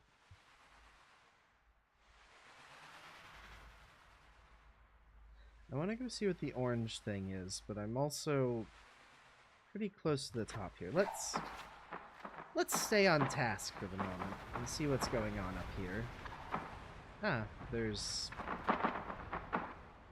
a net and a rock, a web maybe? Well, we fixed it.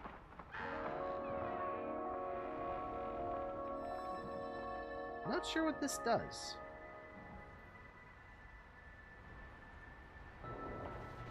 Ah, well, it's opened a door to a chest at least.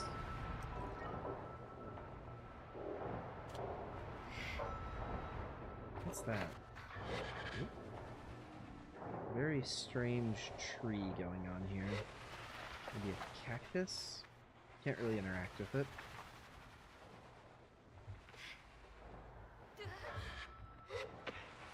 This orange thing is nothing.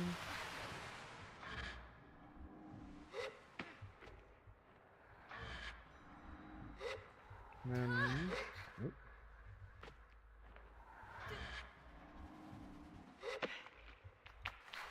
I had to guess the chest that got revealed is probably in this building?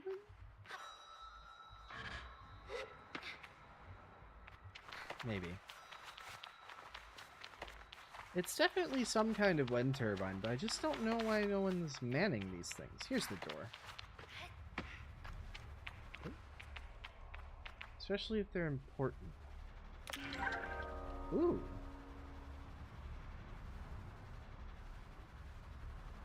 Always make sure each set has its own unique modifications to their own particular needs.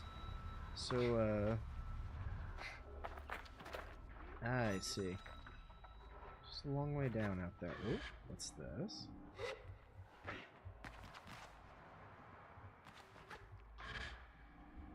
Ah, worm.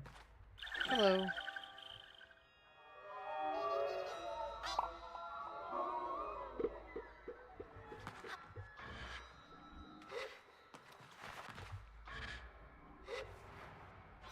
Oh, is that the first worm you've seen, Costumer?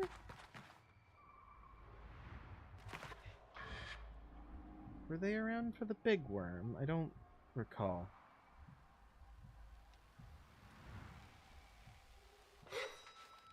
What? We have about 15 minutes.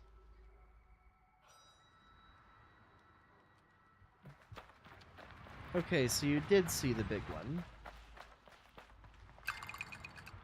I was gonna say, I was going to suggest we, where is Simone? There she is. I was going to say we go back to the worm, but if you've already seen her, we can go finish our quest and then maybe we look around a little more before we stop.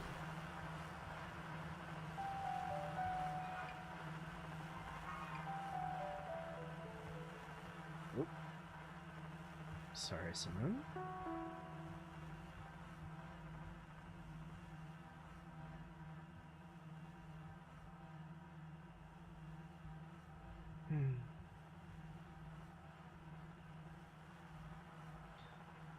Still, this has gone very well. Our internet issues seem to be all fixed up.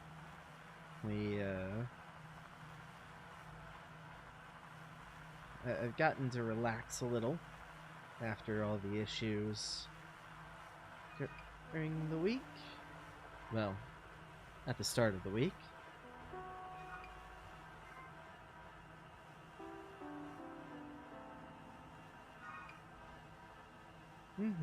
I agree, Krasner. It's been nice.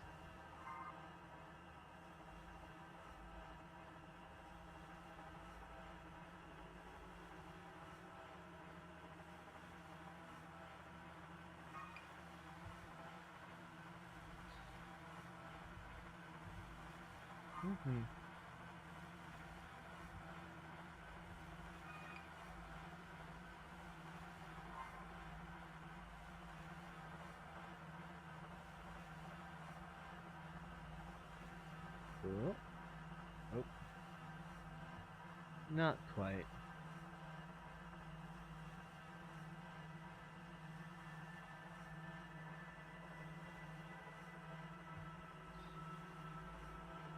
I don't know if ceiling goblins were to blame, but it was a good idea to look out for anything odd, Kresnia.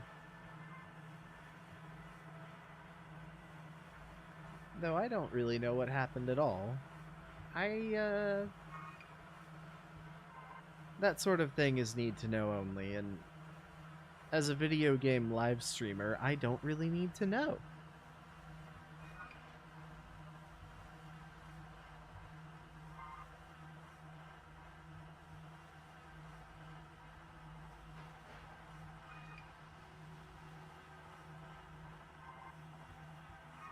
I'm also pretty sure there's some degree of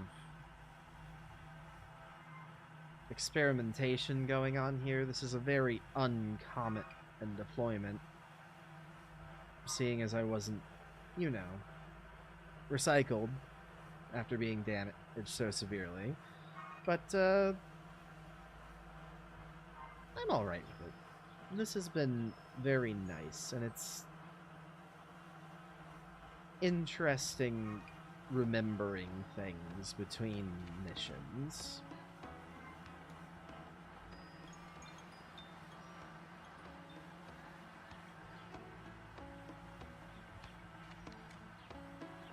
Yes, Control, such as they are. Attic hobgoblins. How much money do I have? 500. That should be enough.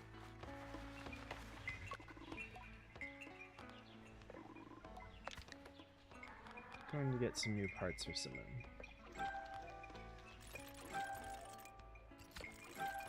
Could I have used all that money better? Maybe. But I want better parts for Simone.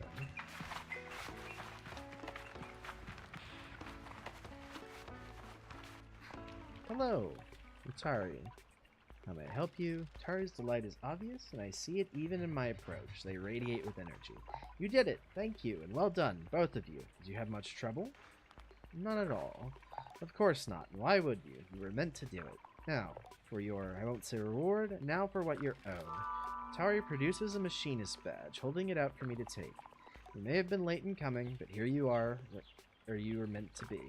I gave you this badge not only in recognition of where you have been and what you have done, but in honor of one of many possibilities. That you may, if you so choose, become one of us, who speak the unheard language of Simoon and her vast connections. This badge is but one, and you will need to earn more from others who carry them, but if and when you do, the caster will know what you have chosen, and you may wear the mask of the machinist. Thank Utari for it, and tell them I have much to consider. For just a moment, I hear the faintest ringing in my left ear. Distant and deep, like a river below the sands. Listen.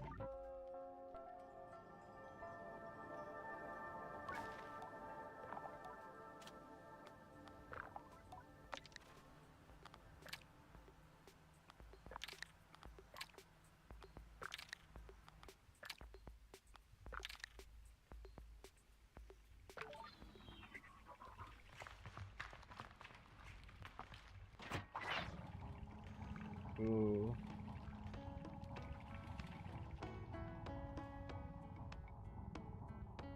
My only problem with this is we don't have a cool trail now. But it's a very good look for Simone. Yeah, her stats do change based on our selections. She gets a little faster and more balanced depending upon what we use.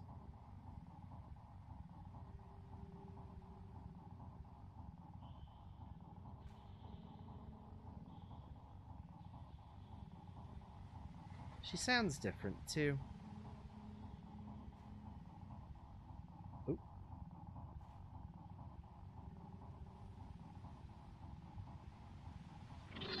I do like that even the basic part sets... Oh! Hello, chum. When you buy the parts, you also get their paint pattern for the rest of the bike. I also really like these wings that fold down after you get on. It's very neat. I like how much it moves with these parts.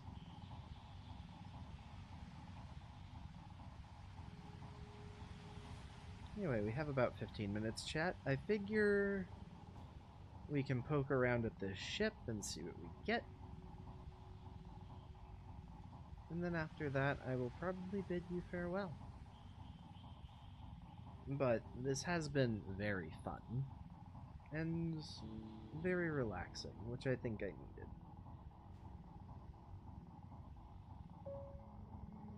I don't really see a way in, though.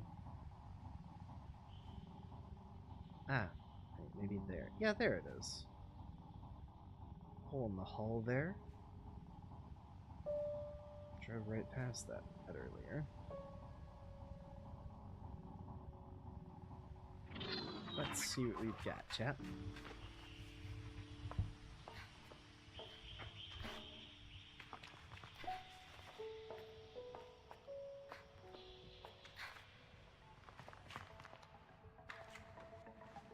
Ooh, different music for in here. The Dunboyne. The Dunboyne? Dunboyne. I don't think I can climb the metal surfaces.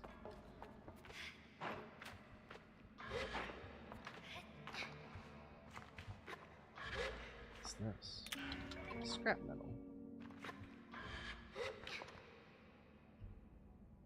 What can I use that for, if anything? It's not a key item. What? No, it's a quest item. Scrap metal collected by scrappers for use in a variety of ways, from repairing bikes and other mechanized goods to producing cuts. Scavenged from ancient ships and can be traded at the scrapyard at Burnt Oak Station. Interesting. Give me this.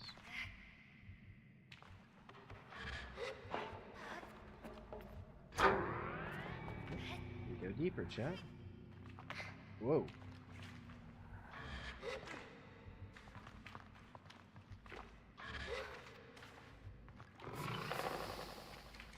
Oh, wow. There's more to this than it appears.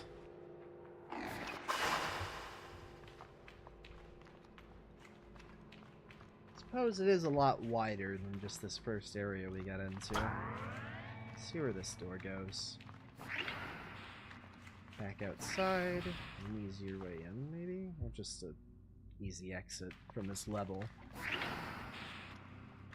I suppose you do need that, so you don't trap your player in a ship. Since the freedom of movement seems to be a real big goal here.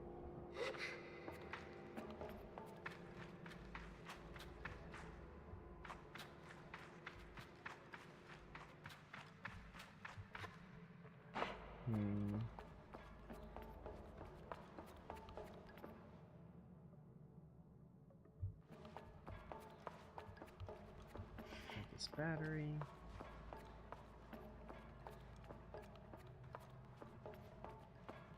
There's another battery socket over there, but I don't feel like I can get this to it. I can get it. It's here.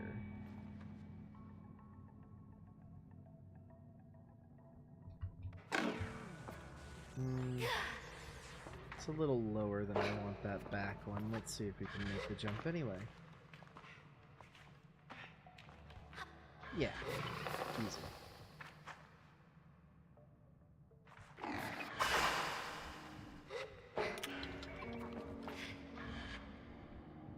Sorry, saw something shiny.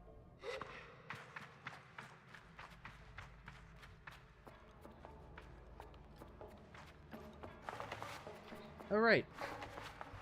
I kind of forgot you can sprint just because of the bike.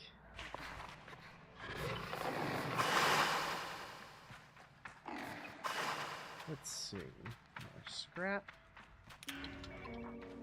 And a switch. Ah! Which extends the bridge. So we can get over there.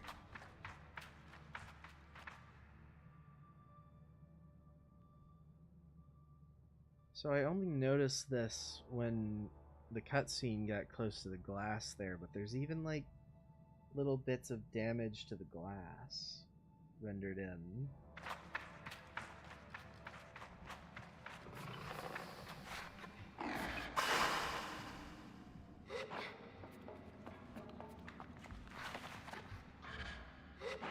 despite the lower fidelity visuals, there's a lot of attention to detail that I really appreciate.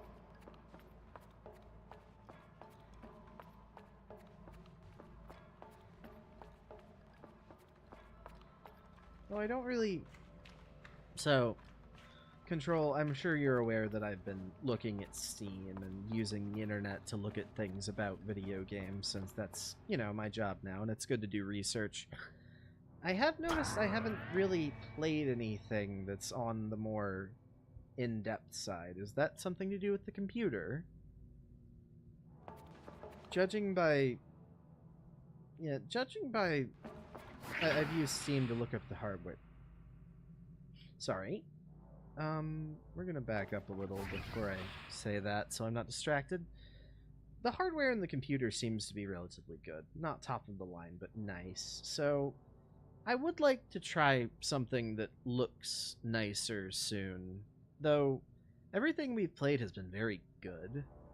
Other than Industria, but that, I think that was a issue with the hard drive it was on, maybe? It was on one of the actual hard disks and not one of the SSDs. I think that may have been the problem. Anyway. Chat, let's talk to the big floating person. I'm sure this will go great. Encounter a strange luminous figure. It greets me before I even have a chance to be frightened. New user found. Hello, please enter your username. I find myself whispering my own name. It suddenly feels odd in my mouth, like it's the first time I've said it aloud. Welcome, Sable. I've set up a new account for you. Hello, Saren. Not a great name for anything, really, but okay. Hi, Saren. I asked the mysterious figure about themselves. I am the ship's simulated anthropomorphic registry and information nexus. Ah! So, whoever came up with this system just made an awful, awful acronym for it. It's like you were trying to name it after a poison. I asked Saren what they are doing here. I'm not entirely sure, Sable. Most of my data modules appear to be corrupted. I'm attempting to access ship records. Saren goes still for a moment. Transferring ship's log to your inbox. You have unread messages, Sable. Unread messages. Here are your unread messages. Recording 01. The panel blinks to life. Strange markings and symbols I assume to be ancient text spill across the screen as the background colors flash wildly.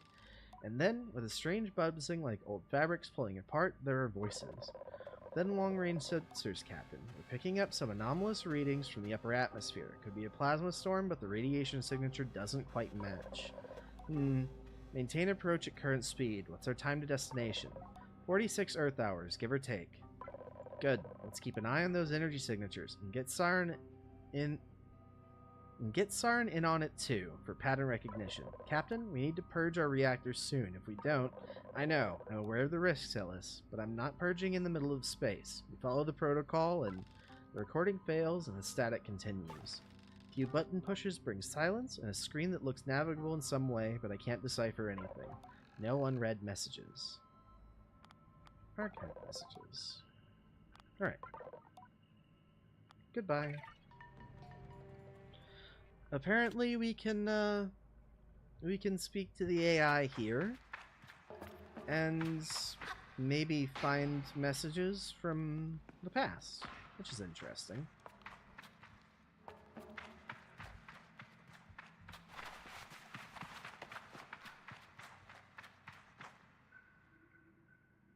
Are there other bad things named Saren other than the poison, Kresnia?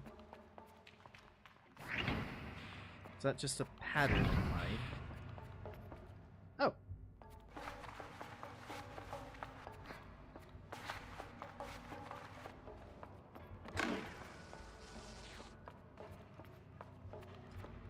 I didn't even think to do this, but if we want to get to the upper deck, we can rotate the thing there to do it.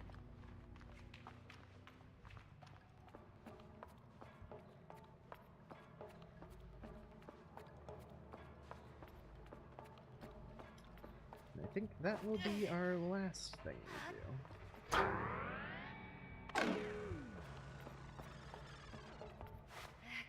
Okay. Now I should be able to just float down there.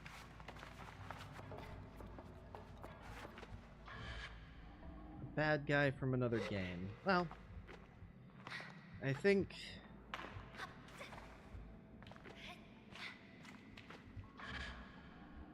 Well, no, I don't think. I'm just assuming at this point, but I have to guess that the character is named that because of, you know, the deadly poison. To give you some brain connotation or something. Cuts. Oh.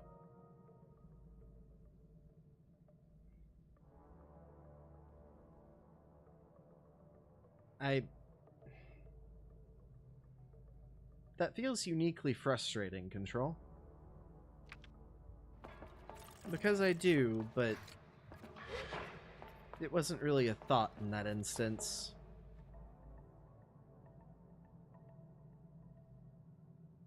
Oh, that's just, you know, the developers doing that. More scrap. Let's get off this ship. Maybe not, you know... It's not made to sound bad in context, but out of context, to someone that knows sarin is a deadly, deadly poison.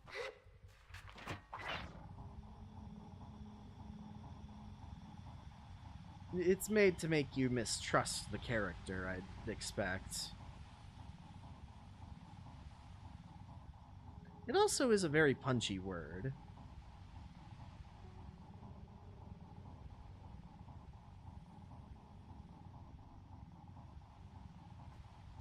So, it said I could take all this stuff to the scrapyard. I have quite a lot, so I might as well.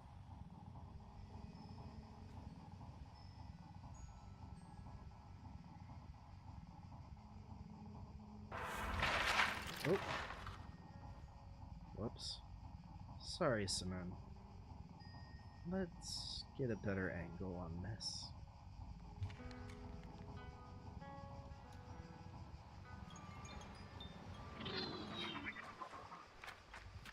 Alright. Hello? Oh.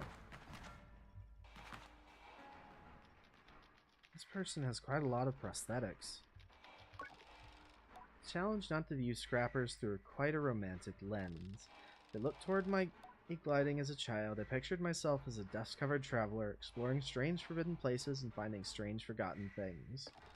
As a treasure hunter of old and arcane objects, and now I'm certain the grind of sifting through sand and dirt for useful tools and things left over can wear anyone down. I cannot help but weave some thread of fantasy into the reality of the work.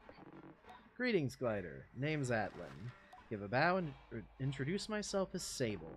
You find much scrap metal out there, Sable? All the time. Good, good. Atlan leans back and looks up at the ceiling thoughtfully. Got a task for you then, if you're up for it. The hesitation in my voice is a product of gentle intimidation, but I stand up straight and casual enough to seem like I'm up for anything. Atlan seems to believe it enough. I need scrap, Sable, and lots of it. And you out there already, doing basically nothing? Atlan chuckles to himself. Shouldn't say it like that. Gliding's odd, yeah? You have nothing to do, so you have everything to do. Wonder if anyone's ever spent their gliding just lying around. I don't know if that counts as gliding. I say with a smirk that I don't imagine that would count as a gliding, but at the same time I wonder if some people do go out and use the time simply to be with themselves in a safe and reflective space. Would it matter as much as what mask we chose if we found our purpose deep within? Oh no, should I be doing that? Atlan clears his throat and I'm grateful to be shaken free. Anyhow, the task. Let's see if you can understand this one, yeah? It's a bit complex, so tell him I'm ready. Go out, find scrap, bring it to me. What sort of scrap? I ask Atlan what sort of scrap he'd like. All of it. Big scrap, little scrap, medium-sized scrap. If it's made of metal and it's too busted for anything else, I want it. Think you can handle that? I tell him I'm happy for any reason to explore, and I'll return with everything I find. Say goodbye to Atlan. I found a lot of scrap. The scrap's better than what you brought me last time, which was good too, but you know, always strive for better. Sell scrap metal. That's everything I found for him, and then get over piece by piece. So say goodbye to Atlan. I'm not really sure how much I got there. Oh, I shouldn't be fishing in this man's office. How is it? 40, I think? So that's a pretty good pull. Anyway, chat. I think that's about our time. Yeah. Thank you, Kresna. 20 scrap is pretty good.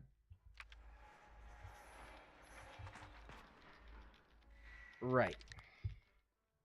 So, thank you, chat, for coming, even though this was a little different than usual. And, I appreciate you all for chatting, and I'm very excited to see about getting to, affiliate now. It's a little wild that it happens so quickly. I hear it takes a lot of time for some people. And, I did like just hanging out and talking and playing the game a little. And I'm glad you liked it too. Maybe we'll make this a more regular thing instead of just when I'm having a massive cortisol spike and need to relax between doing anything. If you're watching and you haven't followed, I'd really appreciate a follow from you. And maybe in the near future, I'll be asking if you guys can subscribe and trying to figure out chat emotes and stuff like that. But either way, thank you all so much for coming, and have a great evening. I'll give you the in-stream music. Have a good night, chat.